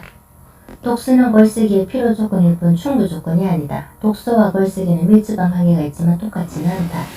나는 초등학교에서 고등학교까지 한문을 배운 세대에 속한다. 한자가 생긴 글을 읽는데 큰 어려움을 느끼지 않는다. 그렇지만 아는 한자라고 해서 손으로 쓸 수 있는 것은 아니다. 고등학교를 졸업한 후에는 눈으로 읽기만 했을 뿐 손으로 한자를 쓰지 않았다. 그러다 보니 어렸을 때 곧장 썼던 글자조차 이제는 매끈하게 쓰지 못한다. 컴퓨터가 등장한 뒤로는 쓸 일이 더 없어졌다. 한글 프로그램은 정말 편리하다. 한글로 쓰고 컷으로 지정해 F는 나의 키를 누르면 한자가 주르륵 뜬다. 맞는 걸 골라서 엔터 키를 치면 자동 변환된다. 읽을 줄만 알면 한자를 배우게 하는데 아무 어려움이 없다. 20년 넘게 글을 하다 보니 이젠 손으로는 한자를 쓰지 못하게 되었다. 자신의 이름을 굳이 한자로 써서 사인해달라고 하는 독자를 만나면 무척 난감하다. 글쓰기와 글씨 쓰기는 같은 게 아니지만 잘 하려면 권육을 길러야 하는 것은 마찬가지다. 한자를 읽을 줄 알아도 써보지 않으면 잘 쓰지 못하는 것처럼 책을 많이 읽어서 아는 게 많고 말로는 잘 표현하는 사람도 글을 많이 쓰지 않으면 잘 쓰지 못한다. 여기에서 논리적 글쓰기의 두 번째 절칙이 나온다. 쓰지 않으면 잘 쓸 수 없다. 많이 쓸수록 더 잘 쓰게 된다. 글쓰기 권력이 부실한 사람은 무엇보다 첫 문장을 쓰는데 어려움을 느낀다. 앞에서 본 전 우용 선생의 칼럼 첫 문장은 대단한 매력이 있다. 역사상 가장 많은 사람을 죽인 살인마는 첫 문장을 이렇게 쓰기는 사실 쉽지 않다. 글을 쓰려고 원고지를 펼치거나 컴퓨터 모니터를 켠 다음 첫 문장을 어떻게 시작해야 할지 몰라 막막한 심정으로 앉아있었던 경험이 아마 누구나 있을 것이다. 그게 왜 그리 어려울까? 첫 문장은 그저 첫 문장이 아니기 때문이다. 첫 문장을 자신있게 쓰려면 먼저 글 전체를 대략이라도 구상해야 한다. 그런 구상 없이 첫 문장을 쓰려면 설계도와 조감도 없이 무작정 집짓기 공사를 시작하는 것이라 막막할 수밖에 없다. 첫 문장 쓰기가 어렵다는 것을 나는 대학교 3학년 때 처음 느꼈다. 제대로 형식을 갖춘 글을 처음 써봤기 때문에 첫 문장을 쓰는 어려움도 그때 처음 느낀 것이다. 유신시대 고등학생은 남녀를 구분하고 군사교육을 받았다. 대학교에서는 남자만 받았다. 3년 동안 매 학기에 3학점씩 교련 과목을 입수해야 했다. 1학년 남자들은 병명 집체 훈련을 받았다. 고3 겨울방학 때부터 반년 넘게 애지중지 길렀던 머리카락을 스포츠로 깎고 병명에 들어가 열흘 동안 군사훈련을 했다. 병명 집체 훈련에 불참하면 학교는 1학년 1학기 교련 학점을 F로 처리했고 정부는 그 학생을 곧바로 징집했기 때문에 당장 군대에 갈 각오를 한 사람이 아니고는 훈련을 고발할 수가 없었다. 10월 26일 사건으로 박정희 대통령이 서간 후 이마가 시원하게 벗겨지고 별 2개를 어깨에 담고 있는 반란을 일으켰다. 그는 1979년 12월 12일 밤에 총격전을 벌이며 상간이 육군 참모총장을 체포해 감옥에 가두고 군권을 장악했다. 국군 보안사령관이자 경험사령부 합동수사본부장이었던 그는 1980년 4월 비어있던 중앙정보부장 자리까지 차지해버렸다. 10월 26일 사건이 날 때 국무총리를 하고 있었던 탓에 갑자기 체육관 대통령이 되었던 최규하 씨는 큰 컴퓨터를 3개나 썬 전두환 소장이 조종하고 옥토가 시에 지나지 않았다. 하필이면 그때 신입생 병년 집체훈련 소집일이 다가왔다. 서울대학교 총학생회는 신입생 병년 집체훈련을 거부하기로 결정했다. 그런데 당사자인 신입생들을 선언문을 쓰라고 할 수는 없었고 선배들도 써주지 않았다. 하는 수 없이 총학생회 대의원의 의장이었던 내가 선언문을 쓰게 되었다.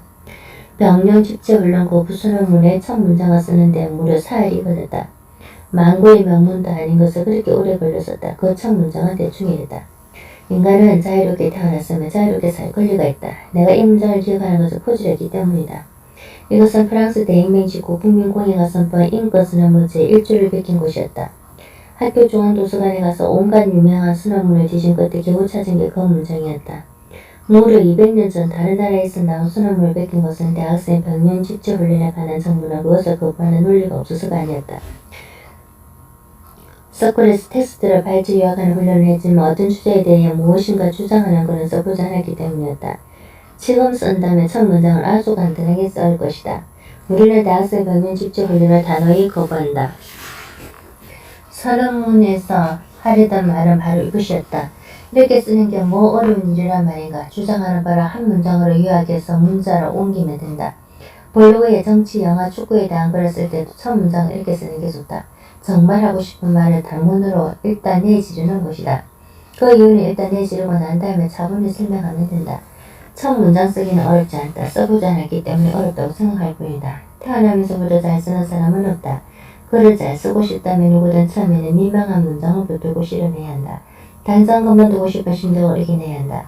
나도 이유가 아니었다. 1984년 가을이었다. 학교에서 쫓겨나고 감옥에 갔다 온 청년들이 5.18 이후 처음으로 정부와 싸우는 단체를 공개적으로 만들었다. 민주화운동 청년연합 민청년이었다. 군복무를 마치고 사회를 막 돌아오는 잔심부름이라 하는 막내 행운이었다.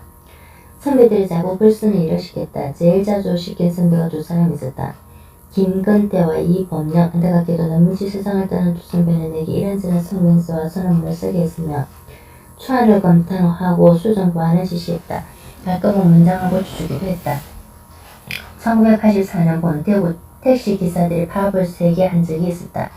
신호등은 많고 길은 막히는데 산악금을 잡고 올라서 먹고 살기가 너무 힘든 나머지 버섯을 푸른 50 독재 시설에 감히 파악과 가두 행진을 했던 것이다.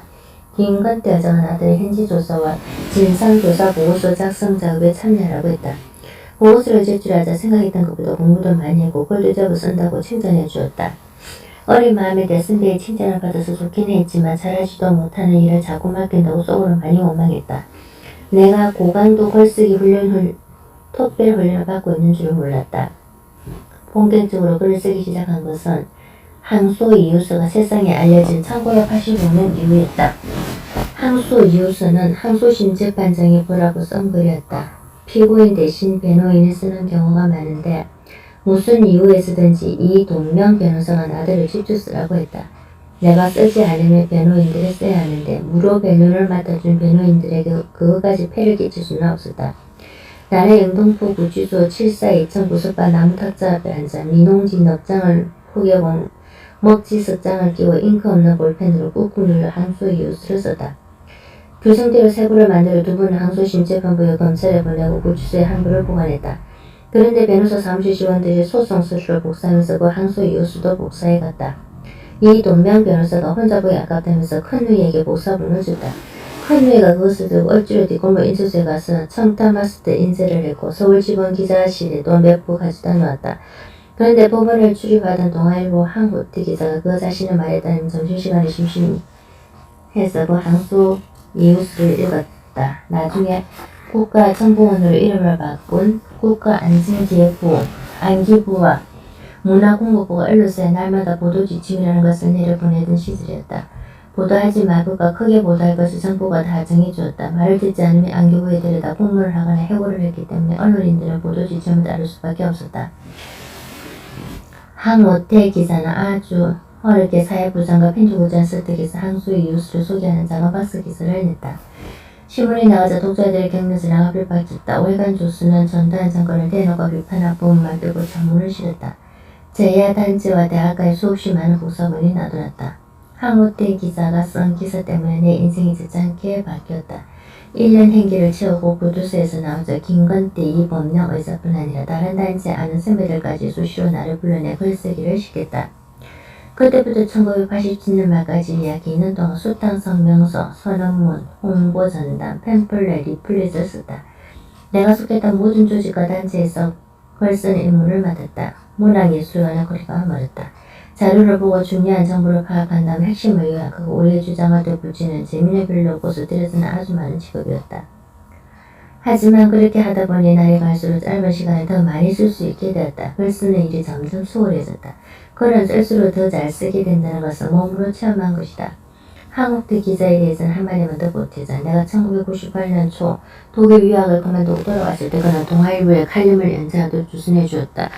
그 덕분에 나는 컬럼니스트라는 명함을 새길 수 있었고 다른 매체에 기고 요청을 받았으며 라디오와 텔레비전, 시사 프로그램에 출연 지위도 받게 되었다.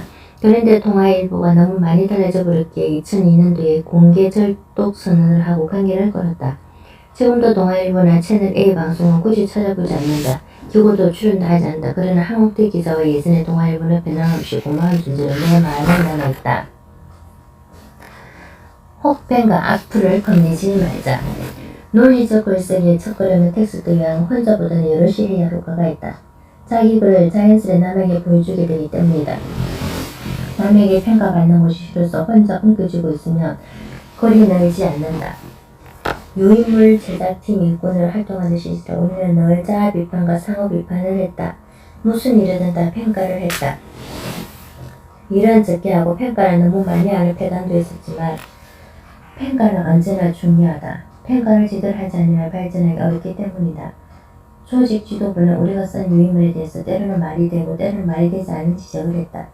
우리 유인물 제작팀에서 윗선의 평가와 일반은 심각한 문제들이 했다. 6월 민주항쟁이 터지기 직전인 1987년 봄이었다. 나는 5사람으로 나누어진 선전팀에서 활동했다. 유인물을 제작에 베프팀에 남기는 것이 우리의 임무였다. 그런데 이 임무를 하나 납품하고 나면 누구인지 모를 지도부가 썼다는 평가서가 내려왔다. 대부분 공감이 어려운 내용이었다. 우리는 절대 체포되면 안 될 중요한 동지들이시라 안전한 골방에 들어앉아 지내시는 탓에 현장감이 떨어져 그런 것이라며 빈정거리곤 했다. 우리는 골방에서 유인물을 만들지 않았다. 수첩을 들고 집회와 시위 현장을 비하하여 사람들 하는 말을 들었다. 멋지고 설득력 있는 것을 뽑아 민중의록이라는 것을 만들었고 유인물을 쓸 때 그것을 활용했다. 우리 팀에는 평가에 유난히 민감한 여성 활동가가 있었다. A라고 하자. A는 가끔 모임 장소에 반나절 늦게 나타나 조직이 비상사태를 일으키곤 했는데 이유를 들어보면 웃을 수도 화낼 수도 없었다. 자취방에서 나오는데 갑자기 머리를 감아야겠다는 생각이 나서 다시 들어가 머리를 감고 말리고 빗고 묶고 화장을 고쳤다. 다시 나오다가 A는 옷차림이 마음에 들지 않아서 다시 바람을 꾸물거리더니 어느새 시간이 그렇게 지나버렸더라. 뭐 그런 식이었다. 그 문제만 빼면 A는 완벽하게 유능한 일꾼이었다. 나는 유인물을 하나 납품하고 나면 시간제 요금을 받는 만화가게에서 빈둥거리거나 자취방에서 등록해 책을 읽었다. 그런데 A는 집화장에 나가서 시장 조사를 했다. 다음번 유인물을 만들기 위해 회의를 하면 지난번에 납품한 유인물 시장조사 결과를 가지고 왔다. A는 자기 나름의 시장조사 방법과 가치를 이렇게 설명했다. 큰 집회에 가면 여러 단체와 조직이 유인물 수십 종을 배포합니다. 집회에 오는 사람들이 입구에서 유인물을 한무두기 받지요. 적합한 자리를 찾으면 그 유인물을 대충 살펴보고 어떤 것은 깔고 앉아요. 어떤 건 획득보고 버립니다. 몇 주만 입고는 얼른 들어서 가방이나 주머니에 집어넣기도 하고 차분히다. 이런 다음에 접어서 넣기도 해요. 나는 우리가 만든 유인물을 받은 사람을 몰래 따라가서 헤아립니다. 내가 괜찮은 사람 중에 몇 명이 우리 것을 다 읽은 다음에 접어서 넣느냐. 그걸 보는 겁니다.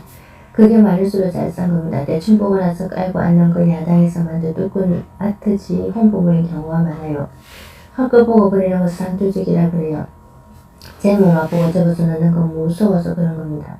나중에 사람 없는 데에서 부르는 거죠. 무섭지 않고 공감이 가는 유인물을 그 자리에서 다 읽어요. 그리고 아는 사람한테 보여줘야겠다 생각하면 접어서 넣는 거예요. 우리는 그런 유인물을 만들어야 합니다.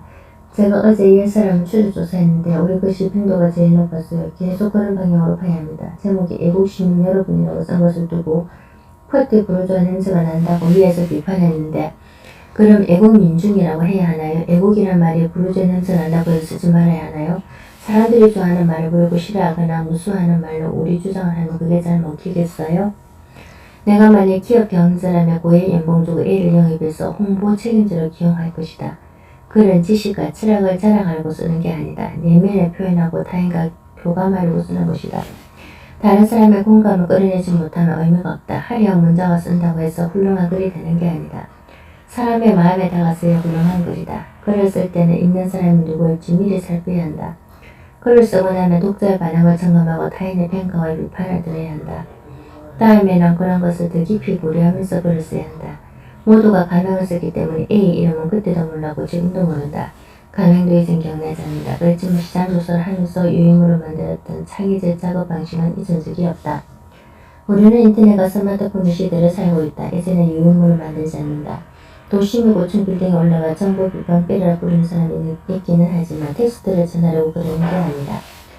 북한 체제와 권력자를 비난하는 진단을 풍선에 매달아 북으로 보내는 것을 표현의 자유라고 옹호한 대통령의 발언을 비판하려고 일종의 행위예술을 보여준 것이다. 지금은 메시지를 전하기 위해서 돈을 들여 유인물을 만들 필요가 없다. 돈 한 푼 들이지 않고도 내가 쓴 글을 만인에게 보여줄 수 있고 실시간으로 독자 반응을 점검할 수 있다. 공감을 표시하는 댓글, 비판하는 댓글, 저질, 악플까지 모두 볼 수 있다. 이 얼마나 편리한 세상인가. 그런 경험 때문인지는 모르겠지만 나는 출판사 편집자들의 견해를 기꺼이 듣는 편이다. 추고가 다 되면 편집자에게 보내고 또 의견을 요청한다. 어떤 의견을 내든 편집자들의 자유에 맡기되 그 의견을 수용할지 여부는 내가 결정할 것이라고 미리 이야기한다. 편집자들은 별 부담 없이 아무 의견이나 다 내고 나는 타당하다고 생각하는 것만 받아들인다. 이렇게 하면 몰랐던 오류를 찾아내고 독자와 눈높이를 맞추는 데 도움이 된다. 글은 쓴 사람의 인격을 반영하지만 인격 그 자체는 아니다. 글을 자신의 인격으로 여기면 편집자의 수정 요구를 불쾌하게 받아들일 수 있다. 책을 많이 팔려고 정서 속으로 그린다는 생각이 들면 기분이 나쁠 수도 있다. 작가한테서 그림 기운을 느끼면 출판사 편집자들은 말을 하지 못하고 속막 끌게 된다. 만약 권력이나 돈을 가진 쪽에서 기회에 거슬리는 말이 듣기 싫어 수정을 요구한다면 단호하게 거부해야 할 것이다. 그러나 책을 만드는 편집자의 견해는 독자의 목소리라고 생각하는 게 현명하다. 초원을 보여주고 지적과 비판과 조언을 두고 받아들일 수 있는 만큼 반영해서 글을 고치는 것은 나쁠 게 없다. 직업적 글쟁이만이 아니라 글을 쓰는 사람 누구나 그렇게 하는 게 바람직하다. 글을 쓰면 남에게 보여줘야 한다. 혹평을 받더라도 두려워하지 말아야 한다. 혹평도 반갑게 듣고 즐겨야 한다. 그렇게 해야 글이 는다. 남몰래 쓴 글을 혼자 끌어안고만 있으면 글이 늘 수 없다. 요즘은 인터넷이 있어서 글과 인기가 분리하기가 수월하다. 운영자의 실명을 밝히지 않고 블로그를 개설하면 된다. 피차 익명을 쓰는 사람에게 이야기를 주고받으면 그걸 비판은 인격 비판으로 이길 필요가 없다. 예컨대 야구를 즐기는 사람이 다지스 선두 투수로 뛰는 류현진 선수의 경기 판정편을 쓴다고 하자. 다른 야구 애호가의 블로그를 방문해 그 사람이 쓴 간증평에 댓글을 남기고 그 사람이 내 블로그에 와서 댓글을 쓰게 하는 것은 어려운 일이 아니다. 볼펜에 간증평을 올리고 자기 블로그 링크를 푸시해 두어도 된다. 내 글이 좋으면 수준 있는 댓글이 붙는다. 칭찬하는 댓글뿐만 아니라 비판하는 댓글도 수준이 높아진다. 댓글을 주의 깊게 읽으면 글 솜씨를 개선하는 데 큰 도움이 된다. 의미 있는 댓글에 답변을 붙여주면 더 좋다. 이것은 내가 책을 완성하기 전에 출판자, 편집자들과 초고에 대한 의견을 주고받는 것과 똑같은 효과를 낸다.